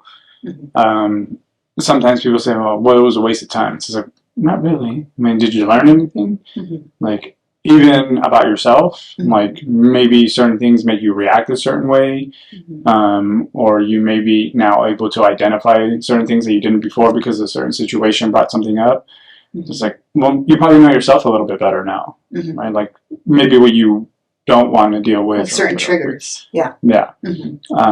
So it's always perspective on how you look at things. You can look at it as a waste of time, then it is going to be a waste of time. I think a lot of people, they like to project things, so they like to blame, become the victim, of certain things, and they blame the other person for their faults, or not even their faults, but for the relationship not working out, they blame the other person. But also at the same time, I think that because if a relationship doesn't work out, it's not one-sided, it's because both sides, because both sides didn't put in the work. At least one side didn't put in the work, didn't look at what was going on, either internally, or within the relationship. Yeah, I think it's differences, right? Both of you could have been putting in the work, but it might have been the wrong type of work. I think when people have qualms, you think you're doing everything to try to make it better, and I'm doing my version of everything to try to make it better. Sometimes just those things just don't line up. But it's I think there's times where people are in relationships for the wrong reasons. Some people don't want to be alone. Sometimes people think they don't deserve better. And then you end up putting up with stuff that you know you shouldn't, but you just do. I'm very particular about who and what I invest my time into. So it's very, I'm always open to it. I know some people who are not open to it. Yeah. And that's just, right? Or even, maybe they want to be single, or maybe they're afraid of the vulnerability that comes with being in a relationship. Right? That's one. That's a big one. You made a big face. Why? Why? You're like, is it warm in here? You're I feel attacked. Is that you? No, that's not me. No? But I've experienced that from other people. Yeah. I understand it. People don't want to get hurt. Yeah, but I think like it's a beautiful thing, you know. Like I think love is a beautiful thing, and I think that if you are willing to be vulnerable about it and you're willing to open yourself up for it, you know, then I mean, only good things can come from it. You know, like that's how I see it, you know. But I think like if you're kind of closed off, you know, it's hard for you to open up. You can't be vulnerable.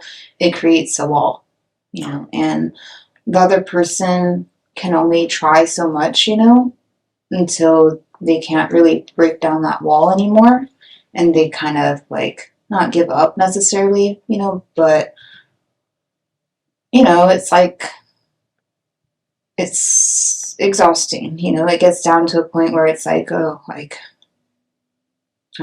you feel like you're trying so much, you know, where it's not getting through, you know. Like I don't know, like you know what I mean?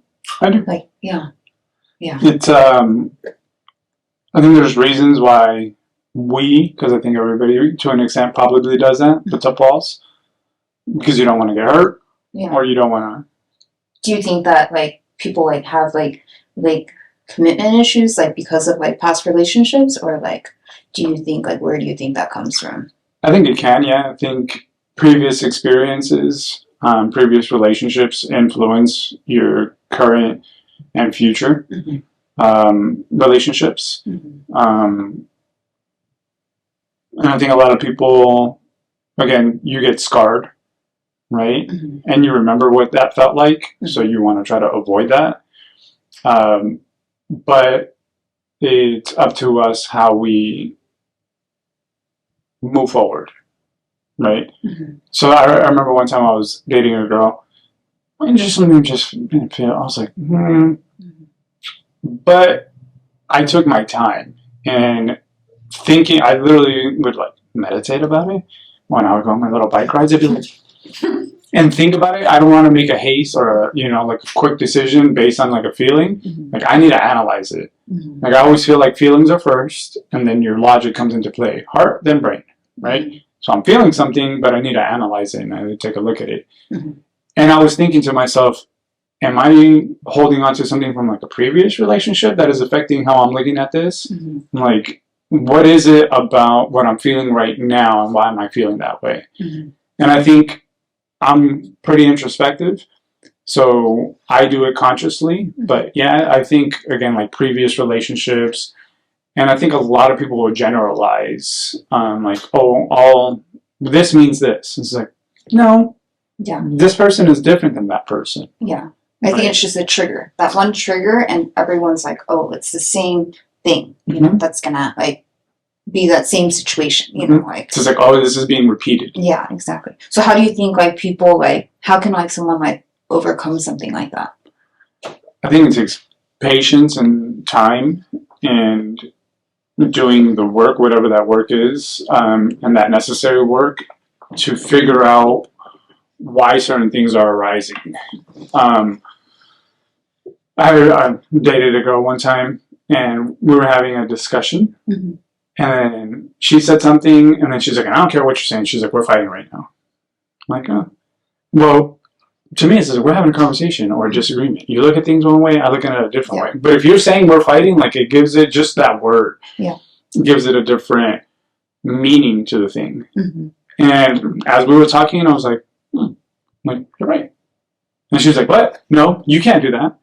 She's like, you can't just like flip and like change. I'm like, I most definitely can. I was looking at things one way, but through the conversation that we're having, I see your point, and then I agree with you. And I think the previous person that she was with, it was maybe they did that just to get her to shut up, right? Just to like agree. And I'm like, no. Like, and she's like, you're just saying that because like, or you just want to win. And I'm like, in my opinion, when it comes to relationships and there's an argument or whatever, there's a disagreement, it's like, I want us to win. Right? I'm not trying to win any argument. It's the couple against the problem. It's not you against me situation. But I think people take it as you against me. And I'm like, it's you guys against whatever is the issue. Exactly. Yeah. And other things where I would say like, okay. And I'm like, when I'm saying okay, that means I agree. Mm-hmm. I'm not just saying okay to shut you up. Yeah. Which, again, I think maybe from their previous relationship, Mm-hmm. when they're, the person that she was dating said okay, it was just like, okay, like, Mm-hmm. disregarding, like, you know, not really putting into that whole ordeal that they were dealing with at the time. Yeah. And I'm like, you're still dealing with things from the past. Like, I'm not that fucking dude. Yeah. Right? But if you're willing again to like make the sacrifice, like take the time to understand your partner and then also understand yourself, Mm-hmm. then that is a good way to carry a relationship. Mm-hmm. Yeah. It's like a good foundation. Like, yeah. Yeah, it's communication plays a big part. It is, and style of communication, right? And understanding that person's way of being and the way that they communicate. And their style of attachment as well, because like if a person has like an anxious attachment style versus like a person who has like an avoidant attachment style, those are two complete opposite, you know, and like that's where problems will arise because they're two complete like opposite spectrums of two different people with different like attachment styles. So a lot of stuff can like arise from that, you know, and I think just being aware of it and like being able to, like you were saying, like, you know, like being able to like talk about it, you know, bring it up, see what the problem is and see how you can be able to communicate those and like bring it up so that way like both of you are aware of it is, I think, a big thing, you know, like in like communicating, like.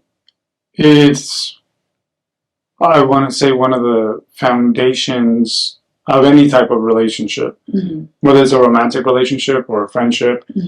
It's understanding how that person, for example, likes or prefers to hear things. You know that you can say something in a certain way and how they're going to react to it. And then I have talked to people about this and I'm like, well, I'm not going to change my, like, I'm not going to accommodate, I'm not going to do all this for like that person. Like, what, I got to be the one who changes just because when I say things this way, like, so I got to like walk on eggshells around him or her. It's like, well, what do you gain or lose? Like, you can't just change the tone of your voice. You can't just reframe that message.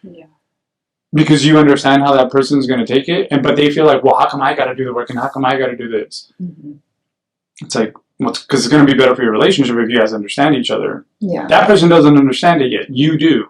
But you just want to be like, well, no, because he's not doing it. It's like, and I understand that you may feel like you're doing all of the work or some of the work or they're not contributing or participating in the relationship and it growing. When it's just like, you're telling me that you're consciously not willing to change something just because you don't want to. Like, how hard is it to say, like, I don't know, if I tell you, like, hand me the snake. But I know that I can be like, hey, can you hand me the snake? And I know how you would respond to both, and I know which one's going to work. So I can say, hand me the snake, but I'm not doing it with an attitude. Like, yeah, but I know that I can choose one or the other. And I'm making the decision to stick to my guns and not accommodate for you. It's like, well, then, again, like, who does it serve? It's like, I think, like, the ego, you know? Like, that's another thing, too, you know? Like, dropping the ego, you know? Thinking, you know, like a lot of problems and a lot of fights, like, come from that as well, you know? From one person or both people just having really high egos, you know? It's, I think all relationships they take work. I won't say that they're difficult, but they take work, and like I think that if you're committed in making it work, you know, then it will work. But it does take both parties. It takes I don't even want to call it work because work. When someone thinks of work, you think of it takes time. It takes patience. It takes, you know, like it takes work, but not work. Like, you know, like it takes patience. It takes commitment. And it takes effort. Yeah, it takes effort. There you go. It takes effort. Yeah. To make a relationship work. There you go. Right? And to be happy. It's very seldom that people will just fucking get along. And but then, from like beginning to end. No, but then like something will come up. Like, nothing is ever, like nobody, like, if somebody were to come up to you and say, oh, you know what, we have a perfect relationship, you know, we don't ever fight, we don't ever, like, bicker, we don't ever, no, I don't believe in that. Because I feel like everyone will always, like, have, like, some sort of, like, problem going on, like, some sort of issue, you know, and they just choose to work through it, you know, like, they don't just, like, leave it on the back burner, you know, like, they work on it to make it work. And sometimes it takes time for people to be open to certain situations. You and I have a disagreement right now, right? We're in a relationship. And then we don't see eye to eye on something, or something bothers you, or like something bothers me. And then some people, it's just like, well, let's talk about it. And you might be like, we'll talk about it later. And I might be one of those pushy people who's just like, well, we got to talk about it now. Like, you have, let's say, a reset time of right now, I'm upset and I don't want to be around you. Yeah. It's like, if I don't know that you may need some time, but I'm like very insistent on making this relationship work, why isn't this important to you, Julie? Like, we're having a disagreement. Like, do you not love me? Yeah. I want this to work. And you're like, that's where the communication part comes in and says, hey, I don't want to talk about it right now, but can we talk about it, like, you know, in a day or 2 days? I need some time to think about it. But then people don't communicate that. And then the other person thinks, oh, they don't care. Or even if you do communicate it, that person may want to do it right now because that's their style of communicating. Just like, no, let's nip it in the butt now. Like, let's get, it's like, ah. So it may take time to be like, okay, like, patience. You need to go to the store. You need to go gather your thoughts.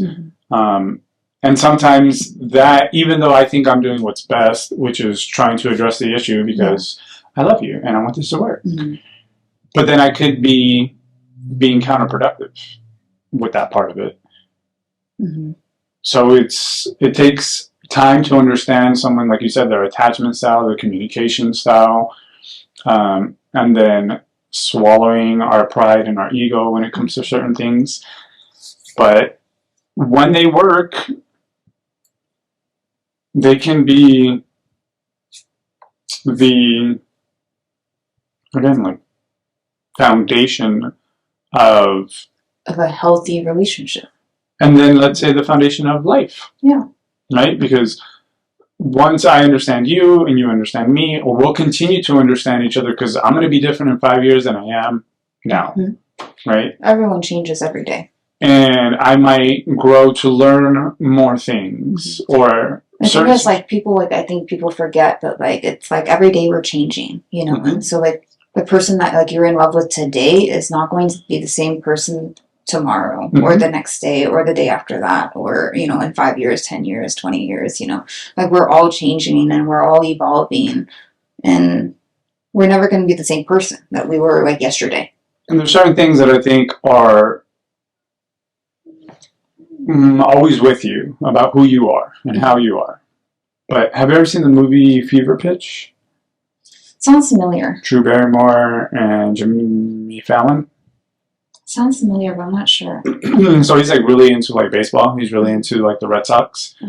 And then once like baseball season is there, he's a completely different person in certain parts of his life. So you and I could be good for 6 months, but then let's say once Christmas comes around, you're different. Right? There's certain things about the characteristics and the way that you are that are different. So even in a span of a couple of months or seasons, like football seasons up, like I'm watching football every fucking Sunday, like I'm doing this or I'm doing that. And that's different than what you were used to all the months prior.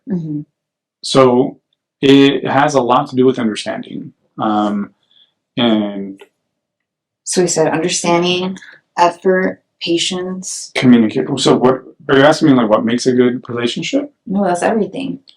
That's pretty much like what makes a healthy relationship. Like effort, patience, communicating with each other, understanding, values, respect. Respect, definitely. I have a buddy who sometimes he's a few years younger than I am. I don't know, say between like 7 and 10, friend's little cousin. And sometimes he would call me and he would talk to me about the relationship that he had. And I've learned to not try to give advice. I've learned to listen, right? And then just mirror questions. And then when he'll ask my opinion, or if I ask, like, you want my opinion? And he, you know, tells me. So he would say, like, I wouldn't do that, you know, and I wouldn't do this, and I wouldn't do that, and she does this, and she does that. And I'm like, you're not her. She's not you. You guys weren't brought up the same. You don't have the same type of past and previous experiences. Because it'd be like, I wouldn't be talking to some other girl like in front of her. He's like, I'd never do that. Yeah, you wouldn't. But she may not look at it like you do. You look at it as a sign of disrespect. For her, she's just talking to some dude. Like, it could be 100% like a platonic where she's just nice and that's her personality. And I'm like, but you're not like that. But she's not you.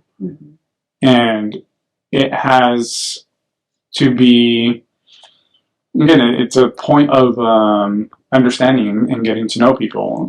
And then being able to bring it up in the right way. What the fuck you talking to that dude for? Like, whoa. Or if you bring it up in a different way, it's like, hey. So, when you talk to dudes, I feel this way. But if we don't have those tools of communicating, and again, you can have the best intentions, and she may love you, and you may love her. Sometimes love isn't enough. Love you, but it just doesn't work out. Because you're not putting in the effort, the time. I don't think so. I think even when people put in the effort and the time, and you do your part, sometimes, again, your part is square. My part is circle. I love you. You love me. I'm giving out everything I have. You're giving out everything you have. It's not going to go, it's not going to line up. And sometimes we have a hard time accepting that. And sometimes we have a hard time cutting that. Because you look at all the other things that go along with it. But it's difficult. And then be alone. So sometimes people, again, stay in relationships that they shouldn't be in.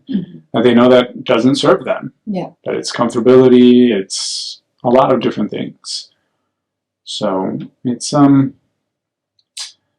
I think, well, do you think it's like a pick or choose kind of battle? Like, you pick and choose, like, kind of like what, you know, like, what are you, you know, like, what would you be willing to, like, sacrifice, you know, like. For the right person? Anything. No, but, like, just, like, what. Like, not anything. Not anything. No, like, you know, like, what would one person, like, how do I word this? What do you think about it? Get back to me. I think everything is a decision. Everything is a decision. Fights, battles. You decide to pick up flowers or not. You decide to nitpick at something or not. Sometimes people ask me, it's like, what are your red flags? I don't fucking have any. Like, or what are some of your, like, absolute nots? And I remember telling someone one time, I'm willing to overlook almost anything for the right person. Like, anything? And I'm like, not everything or anything, but it depends, right? Let's say I would prefer someone who doesn't smoke, right? But let's say you and I are in a relationship and I meet you and you're dope as shit and we get along and everything else is great, but you smoke. Does that mean I'm going to not be with you? Or does that mean I gotta learn to put up with you smoking? Me personally. I get it. Other people have their things. But to me, it's just like, I might be willing to put up with someone who smokes for the right person. There's very little. So how do we like know if they're the right person or not? I'm always willing to find out. I'm always willing to put in the time and effort. But then there's certain times where it's like you just kind of fucking know. No. I think how old are you? Me? Maybe I'm sorry, I forgot. I was just let me do the math. Oh God, we're hitting the 30s, so we're forgetting. Hold on, 28. Okay. Or going to be 28 this year. Okay. Yeah, I think so. Yeah, going to be 28. So I think as we in general get older, sometimes you're not as clear on what you want, but you do get clear on what you don't want. That's a good way to put it. So me, again, it's not an absolute no, but like someone, or maybe it is. I don't want someone who drinks excessively, right? Yeah. It's not really going to line up with me and my lifestyle and all the other things. Yeah. Right? Like if you're, where can you find me after work? Happy hour, Sunday brunch. Like if that's a really, really big part of your life, Yeah. it's probably just not going to line up with me. Yeah. Right? So I know that that's something that I don't want. Yeah. Right? But it depends on what that want is. Are we just going to hang out and have fun? Then I might be okay with it. But if I want something a little bit more serious, that might not be something that I'm okay with. Yeah. So it's taking, again, I think as you get older. Because there's like boundaries, like of where you can draw a boundary, right? Like where you're willing to like what you're willing to like, you know, like sacrifice or like what, like, you know, what. Oh my goodness. Princessa, why can't you just curl up in a ball? Yeah, Princessa. She drinks a lot, that's why. She's like, he's talking about me. Why is she moving all around like that, all crazy? Just lay still. Yeah, so what? Boundaries? Yeah, boundaries. I think like boundaries is important as well.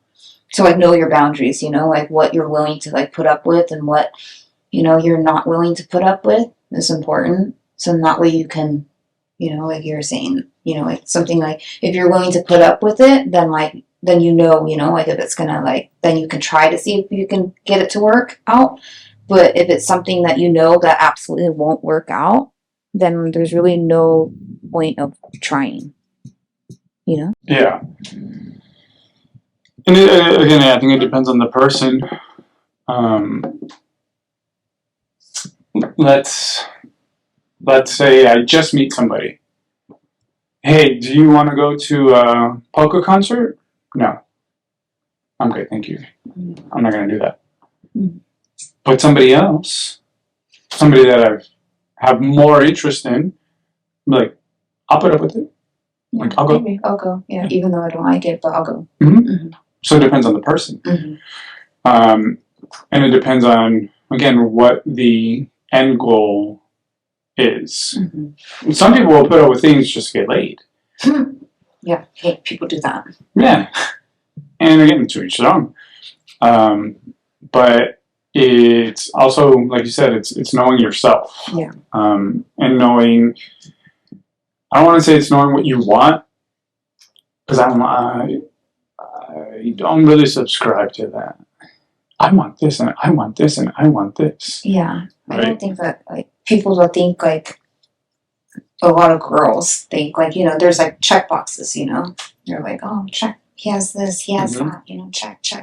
And I'm like, that's not reality, unfortunately. You're not going to find someone who has all of those, you know. That person doesn't exist. You will find, like, you know, people who have some of those qualities or those things that you want, you know, but you won't find someone who has all of those.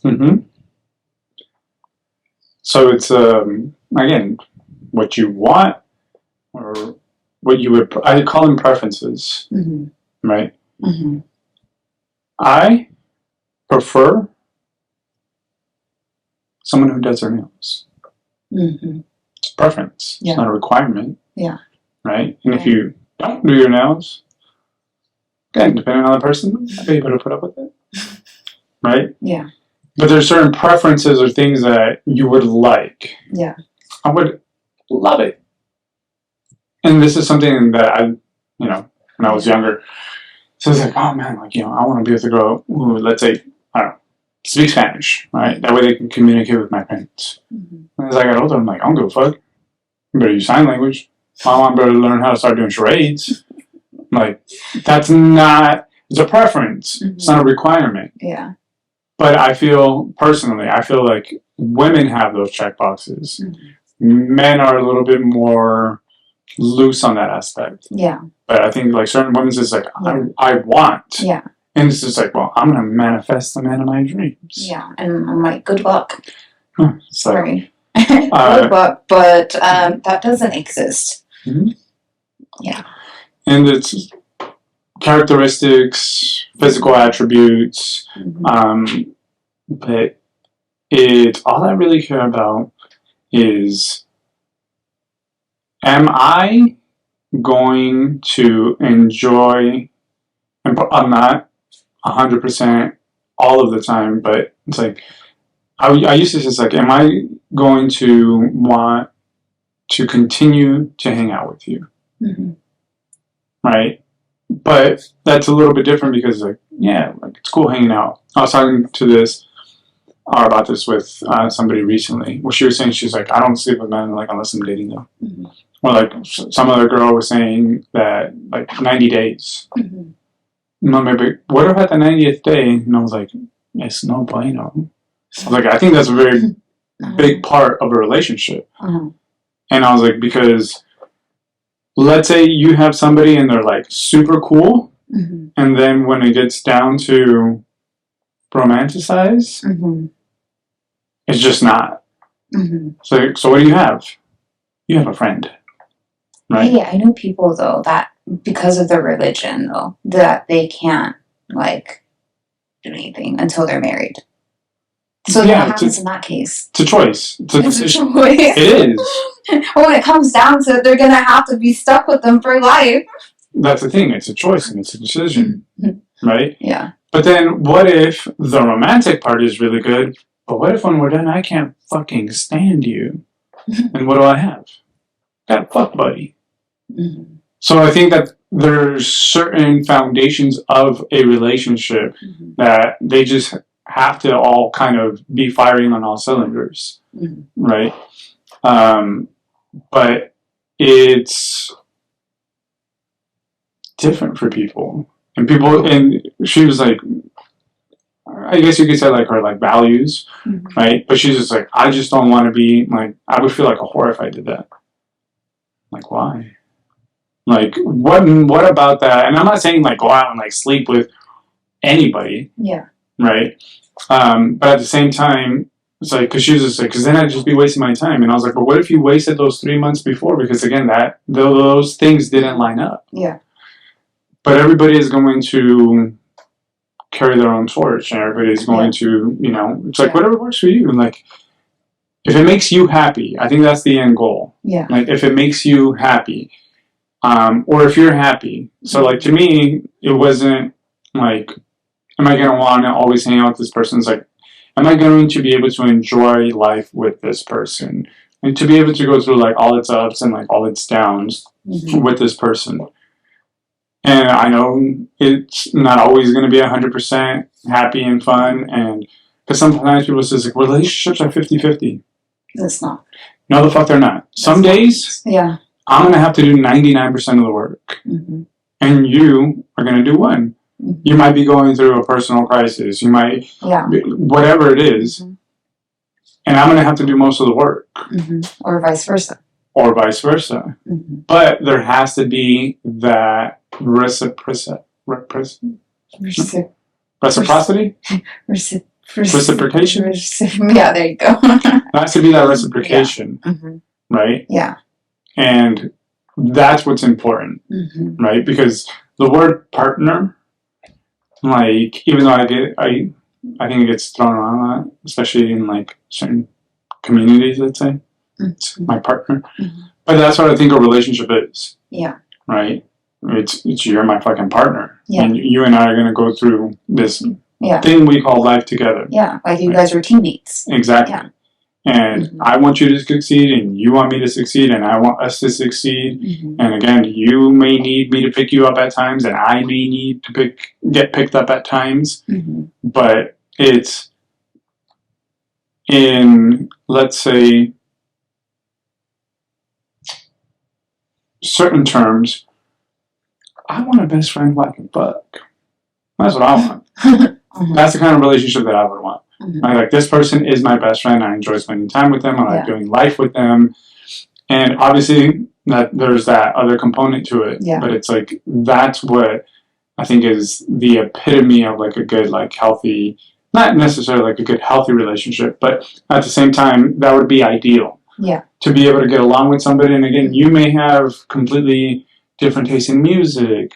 Somebody told me, oh, when you have too much in common, like, it gets boring. Or opposites attract. Just like, depends on the person. I feel like it depends on the person, to be honest. Yeah. Like, I don't think any of that stuff really matters, really. Like, you know, like, when it comes down to, like, oh, music, movies, like stuff like that. Like, I'm like, that's, like, when we were, like, little kids. You know, like, there was, like, so much more than just that. Like, that's the least of our worries.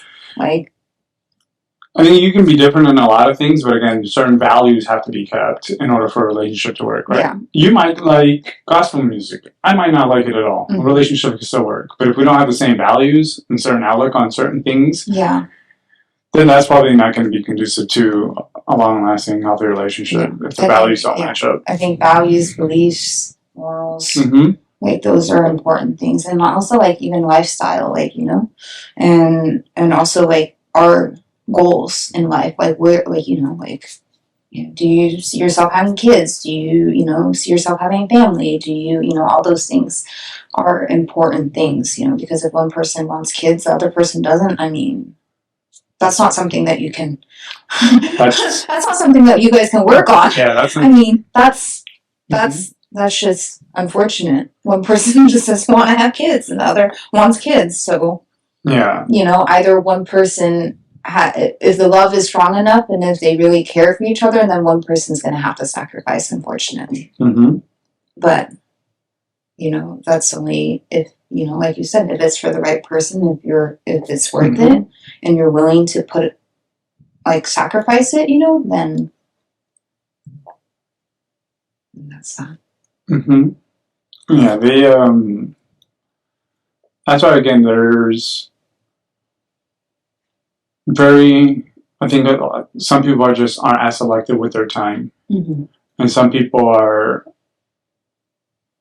especially, I think, people who have time frames on certain milestones in their lives. Sometimes it's just like, oh, I'm getting older. Like, I don't want to be an old dad. Like, yeah, I guess I'm making the leap with you. And they just settle. A lot of the times.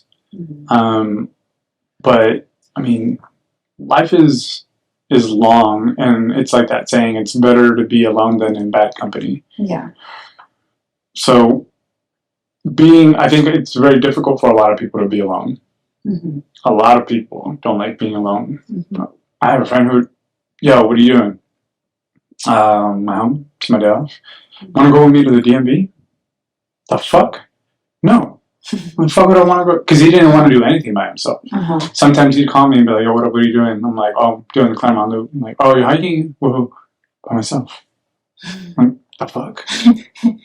I'm like, you just go hiking by yourself? Yes. I'm very good at being alone.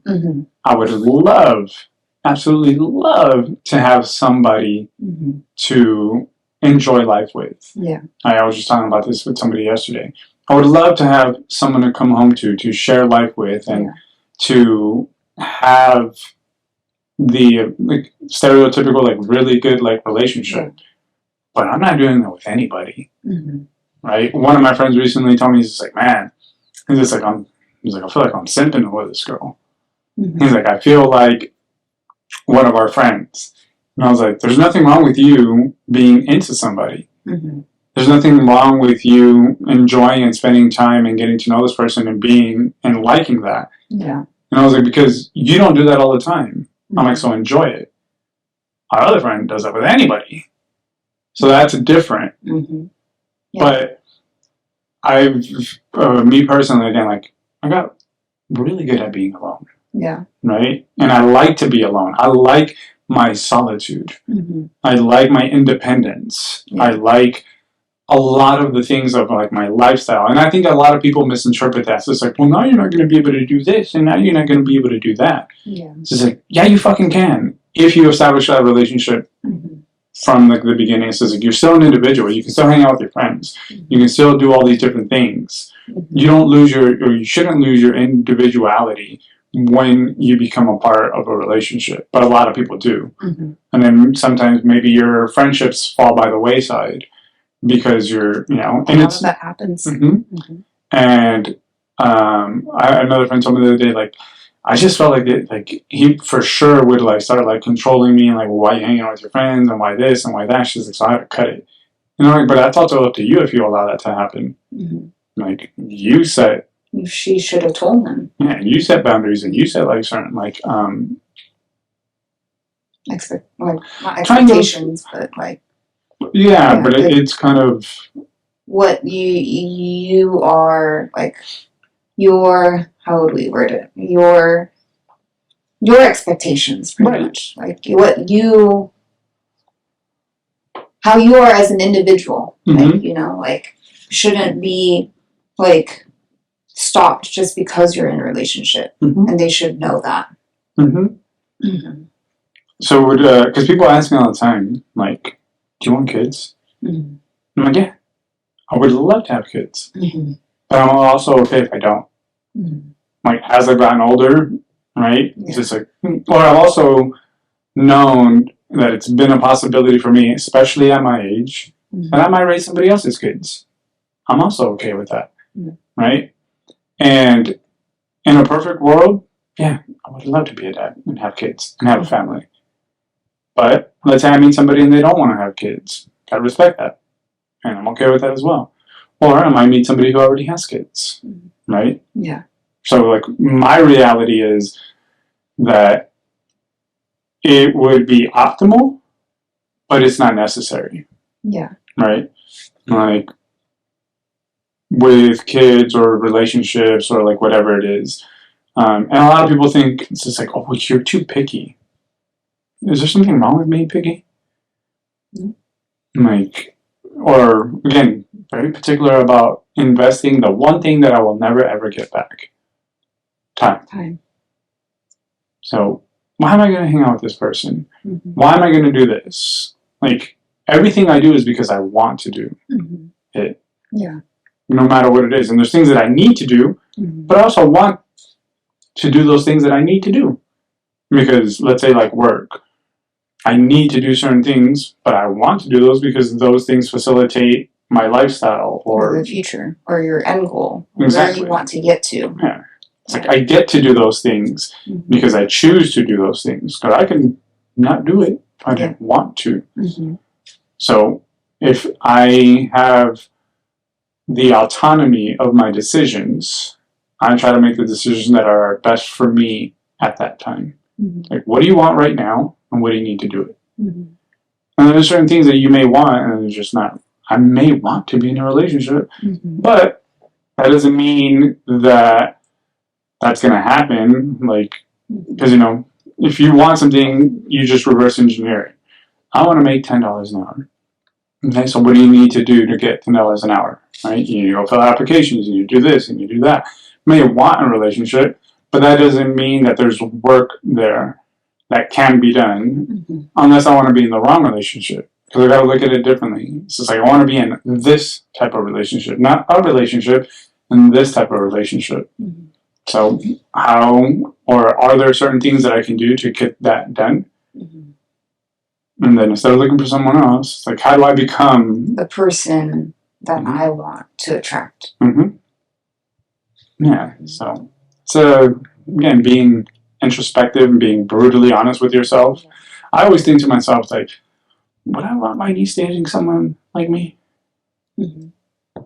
Like, again, like, are you being... the question that people should ask themselves sometimes. Like, like, if I had kids or something, like, would I want my son or my daughter be dating this guy or this girl? That had all my characteristics, right? That did everything that I did, because all your shortcomings, all your strengths, if you're brutally honest with yourself. It's like, you know where you fuck up. You're the one that fucking is with you all day long.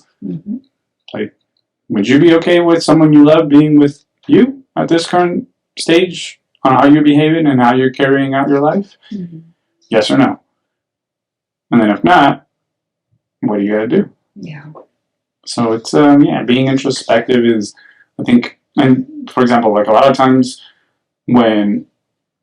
because I'm alone all the time, my brother, he's always telling me, he's just like, man, he's like, you fucking love people. He's like, you like to be around people. You like to do this. You like to, he's like, I like being my fucking self. And I do enjoy being around a lot of people. And I'm fortunate to have a lot of friends, not acquaintances, friends. Yeah. But I tell him, I'm like, do you not pay attention to all the things that I do? I'm like, yeah. Go out, do things, have friends, whatever it is. I'm like, but I'm by myself like 80 to 90% of the time. I'm like, I'm just there with me. And some people, that makes them uncomfortable. But I like myself. Yeah. So I'm okay with it. Being alone is important. I think it's an important thing. Like, I have friends who, like, they, like, want me to go to the gym with them, you know. And honestly, I don't know about you, but I kind of enjoy going to the gym by myself. Because, like, it's therapeutic for me. And I like going there by myself because I feel like I don't need to talk to anybody. I'm in my zone. Like, I'm just by myself, you know, listening to my music. What are you listening to? Honestly, a little bit of everything. A little bit more like, you know, that kind of music that pumps you up. Hell yeah. Yeah. Because, like, yeah, I need that for lifting weights. I can't be listening to any soft music. You enjoy working out by yourself opposed to with other people? I think it depends on the day, but most days I like working out by myself, to be honest. What else do you like to do by yourself? Well, traveling. I like traveling alone. That was really nice. Traveling alone. Honestly, running errands, like just stuff, like just, you know, like doing things, you know. I do have, well, I mean, you met Dahlia, so, you know. Her and I, like, sometimes we run errands together and stuff, but that's just, like, our bonding sister time, you know, like. But other than that, like, the majority of the time, like, I like doing stuff by myself. Like, I think it's, like, therapeutic in a way. Yeah. Yeah. Yeah, I don't understand people who work out in groups. Oh, yeah. One person, cool. But you have, like, 2 or 3 people? It's, like, too much. It's like socializing hour, and I'm like, dude, you're here to work out. Are you done with the machine? Because, like, there's, like, no other machines available. And I'm about to swoop in. Yeah, I understand that people use it for motivation, or you need someone to spot you, or whatever. But, nah, like, I can do both, but I prefer to work out by myself. Yeah. Like here and there, it's cool to switch it up, you know? Like, here and there. But for the majority of the part, working out, like, by myself is probably the best way to go. Preferred? Yeah, it is preferred. Yeah. I like running. I feel like I push myself harder when I'm by myself. I like running or hiking on my own. Sometimes, like, when I was doing a lot of hiking, like, during COVID, people would be like, oh, like, invite me. And I'm like, no, I won't go with you. Sorry, this is my alone time. It's like, I'm here to work out. Like, I'm here to run this 5 miles as fast as I can. Yeah. And, like, I don't want to have to wait for you, or I don't want... Or sometimes what I would do is I would do, like, a hike by myself one week, and then I would go with somebody else the week after that. Yeah. But, yeah, it's... Me, like, traveling, like, by myself, like, taking pictures, I think, like, I like that I was by myself because, like... No one's like, hurry up. Exactly. Like, I was, you know, like, free to, like, take up, like, as much time as I wanted to fly the drone, to take pictures. No one was like, are you almost done? Are we, like, done? Or, like, 5 more minutes or 10 more minutes, you know? And I'm like, I'm on my own time. I get to do whatever I want to do, you know? Like, I can stay here for the next 3 hours if I wanted to. I can wake up and go see what I want. I could wake up at the time exactly. that I want. Or if today, I the last 7 days I've been exploring, today I just want to stay in the hotel and be lazy. Okay. Yeah. You know? Like, you know, you're just on your own time. And I think, like, I don't know. I think it's important, you know, for people to be able to, like, be by themselves, you know, and be alone.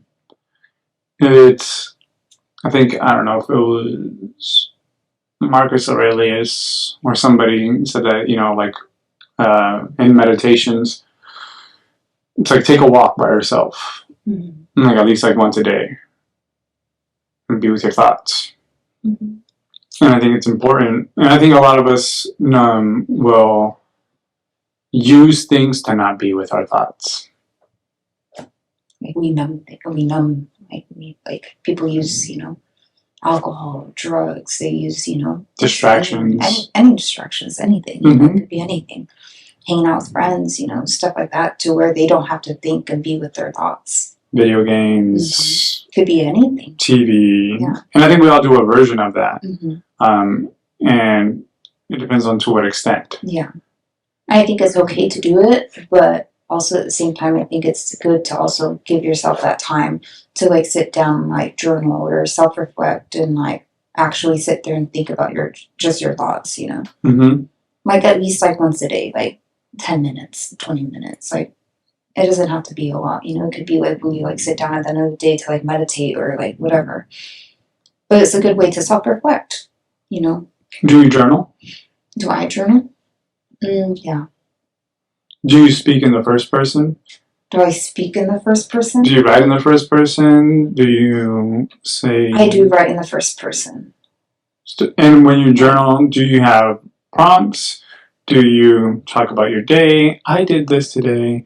I'm feeling this. what's your style of writing when you journal? Kind of just express my feeling for the day, like how my day went, like just anything, like it was a good day, like, you know, why did I feel those feelings, you know, why was it a good day, you know, if it was a bad day, like why was it a bad day, you know, why did I have those feelings, like maybe like what triggered it, you know, and like I think it's a good way for us to like look back at it and kind of like be like, oh, like, you know, this and this like made me happy, you know, or this and this made me react a certain way, like it triggered something and it made me upset, you know.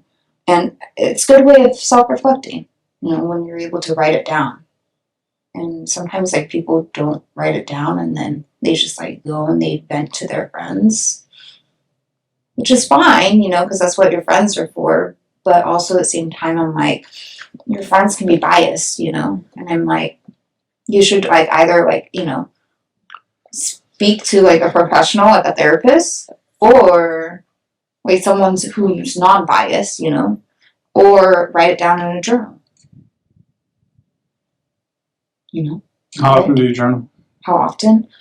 Not every day. I want to every day, but occasionally, like here and there. I want to every day, but it's a lot of work. You know, it's finding that time, and I think like, you know, I just don't prioritize it like as I need to do it. Because like at the moment I'm just prioritizing other things like the gym, you know, photography, other things. But I think like incorporating it though into like someone's like daily life isn't a bad idea. I think it's a good idea to do that. Like getting your thoughts out. Yeah. And as you're writing things, you're reanalyzing them and how you're looking at things at that time. I've journaled on and off for a couple years now, a few years.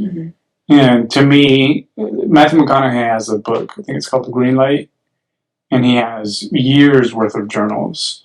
And I think when I was listening to that book, the way that I look at it, and for me it's difficult because sometimes I write and I can't choose a specific first person as if I'm writing it to someone else or someone else is reading it. But sometimes what I'll do is I'll just go back in my journals and look at what I wrote, because obviously I date mine, right? And then what am I talking about? How do I feel? And why am I feeling that way at that time? So if I was doing really well with like my working out or work, it's like, what was working for me at that time? What was I doing at that time that allowed me to feel happy, or that allowed me to feel in whatever mood I'm in? And then other times it's like, if I'm not feeling as happy, what was the cause of that and how was I handling it? And did it work for me at that time? So I can look at it as a reference of my life. And again, who knows me better than me? So it's just like, sometimes and I have a journal in my backpack, I have one in my car, I have one in my room, in the office, and I can compile a stack of journals, and they're all going to have different dates. They're not going to be chronological. Like this one is from, May 2019 to, November of 2019. They're just all over the place. But getting my thoughts out there, and what's really difficult is what's in here to come out of fucking here is never as it is in here. That your brain still, even sometimes when I'm thinking things, when I'm saying them, it's not what was in here. Yeah. And even more so than when my brain is like working like so many miles, like. And then to write it, there's a lot that's lost in translation. So much that's lost in translation when we're speaking. I'm thinking. I wish I could just like. Do you ever type it instead? So that way you can go back and like edit. Or not like on a different day, but like on that same day when your thoughts are still going through, so you can kind of reread and edit. I have. Obviously I type faster than I write. And sometimes I've done just voice memos. And even the voice memos don't come out how I want. It's frustrating for me because I'm not even able to convey what I'm feeling or what I'm thinking how I want it to. But I think it obviously will take time and practice, and I need to be more proficient at it and do it more often. But yeah, it's and sometimes I'll cross shit out. Like, nope, that's not what I was trying to say. Yeah. And that's fine. Yeah, and it's fine because then that way, the cool thing about writing it down though, and you cross it out like that, is that you see what your original thought was. You know what I mean. Like it's not like you don't edit it. Like it's not revised. Unfiltered. Yeah. And I don't know who. Again, I'm writing my journal too. I always have this. I know it's ego-driven thought that hopefully when I'm older, when I'm dead, my nieces will read my journal. So they know who their uncle was and what he was doing in the times that I wasn't with them, or if they were just curious. It's like, this is who your uncle was. This is the type of person he was. This is one of the things that he was doing to try to help be a better person. He himself, his family, all the different things. Because I want them to know that. So I'm always writing it with them too in mind.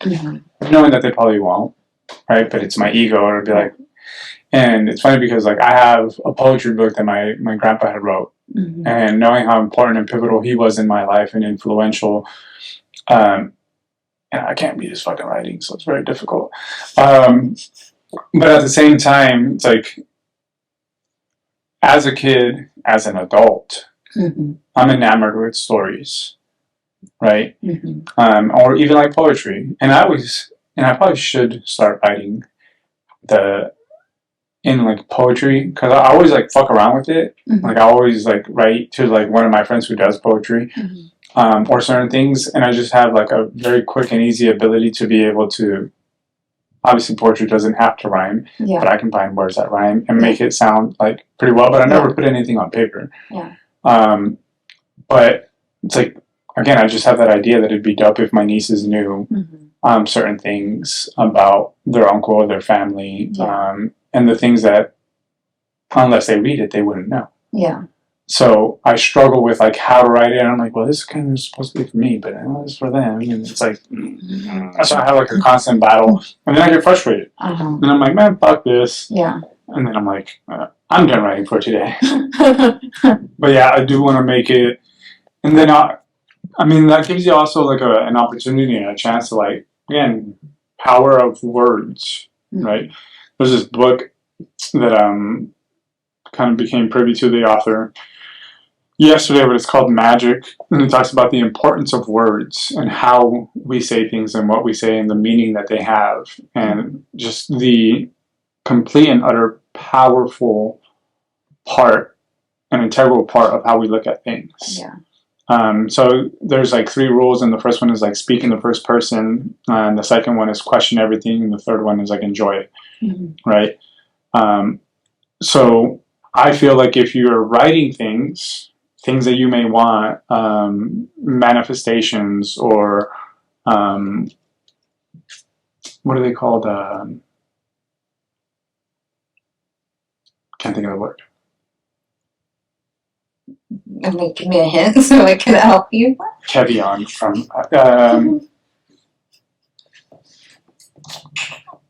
I can't think of the word, but if you have certain things that you want to do, to complete, even if they're like material things, you know, like if you write them down, they're top of mind. They're on there, so you're more likely to like accomplish them, and especially if it's like every day, right? Yeah. Like if you have 5 things that every day, like about who you are and what you want to be as a human or as a person. So it's like, you know, this every day, like, I want to do this, I want to do this, I want to do this, I want to do this.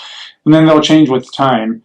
And especially if they're material things. But like if every single day you're writing that, it becomes a part of your psyche. It becomes a part of your goals. It becomes a part of what you're trying to do in life. It's like when people say, like if they say, like, I want, like something, instead of saying I want, like they say, like, I have, or like, you know, like, so that way they're like manifesting it already, that they have it already, instead of saying wanting something. Because one is that you don't have it now. Exactly. Yeah. So that's exactly what that thing is like about, on like how we structure what we say. That's what he always says, like talk in the first person, as it's like, I am this, I want to be this. Yeah. It's I am, you know. And then it comes back to our minds being very powerful. It's like it's instruction. You're giving your brain instruction, right? I want to get 6 hours of sleep. It's like, no, it's just like, I'm getting 6 hours of sleep tonight, right? So yeah, I think words are very important in how you look at things. And I have a friend who recently we were talking and about a situation. He's just like, yeah, and he made me feel like this, and I was like, he didn't make you do shit. You feel like that on your own. You have to be responsible and take responsibility of things. But if you look at it that, if you say that, that's how you're looking at it, and that's how you're going to feel about that. Yeah.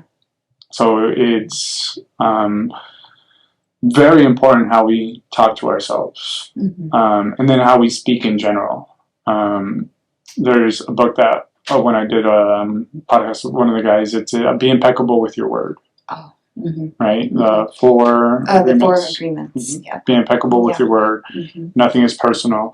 But again, that one, be impeccable with your word. It's like how you say things, how you look at things is how you're going to do things. So, and a lot of that has to do with self-talk. Yeah, so it's things that I try to work on, that I should work on more, that I will be working on more, that I think that's things that we can always work on, you know, things that we can always, like, those are things that can always get improved, you know what I mean? The AC is kind of cold in here. Do you want me to turn it up? Yeah, can we turn it down a little? Yeah. I'm all shaking over here. We're also at like 2 hours and 40 minutes. I'm like, damn, we got a lot of topics. Some things that you're working on? Things you're working on? Things that I'm working on? Like, are you asking me? What things am I working on? A lot of things. Like myself. And what? In regards to what aspect?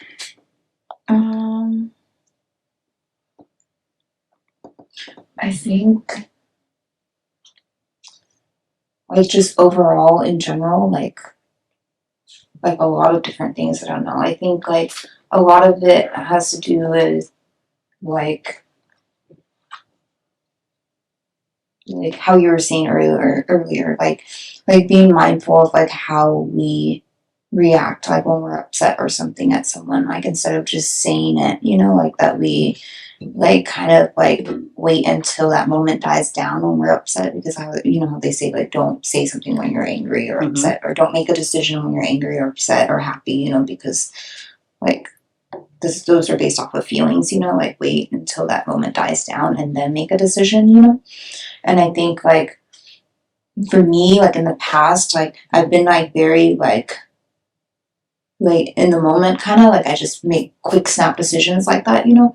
And like throughout the years, like I've learned to kind of like control that, you know, and wait, you know, until after, you know, until after that moment, and for me to just kind of take it all in and like self-reflect on it and see like what, you know, like why, you know, why did that happen, you know, what could possibly be different, you know, to make that, like to make the change, you know, like stuff like that, you know. I think and then like as far as like just, I don't know, being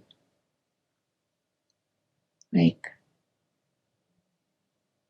I guess being kind in an unkind world. How did you learn that? How? I'm like, I was born with it. Just kidding. No. I think it takes a lot of strength, I think. You know, it takes a lot of strength, and like, you know, like there will always be people who, you know, take advantage of you, or like, you know, are not, you know, like the greatest. And just because like you're hurt, you know, doesn't mean you go out like hurting other people. And so they say, you know, hurt people, you know, and heal people, heal people. Mm. And so I think like me, like just being kind and always, you know, being, you know, looking out for others, you know, even when, you know, we kind of live in an unkind world sometimes, like people aren't the nicest sometimes.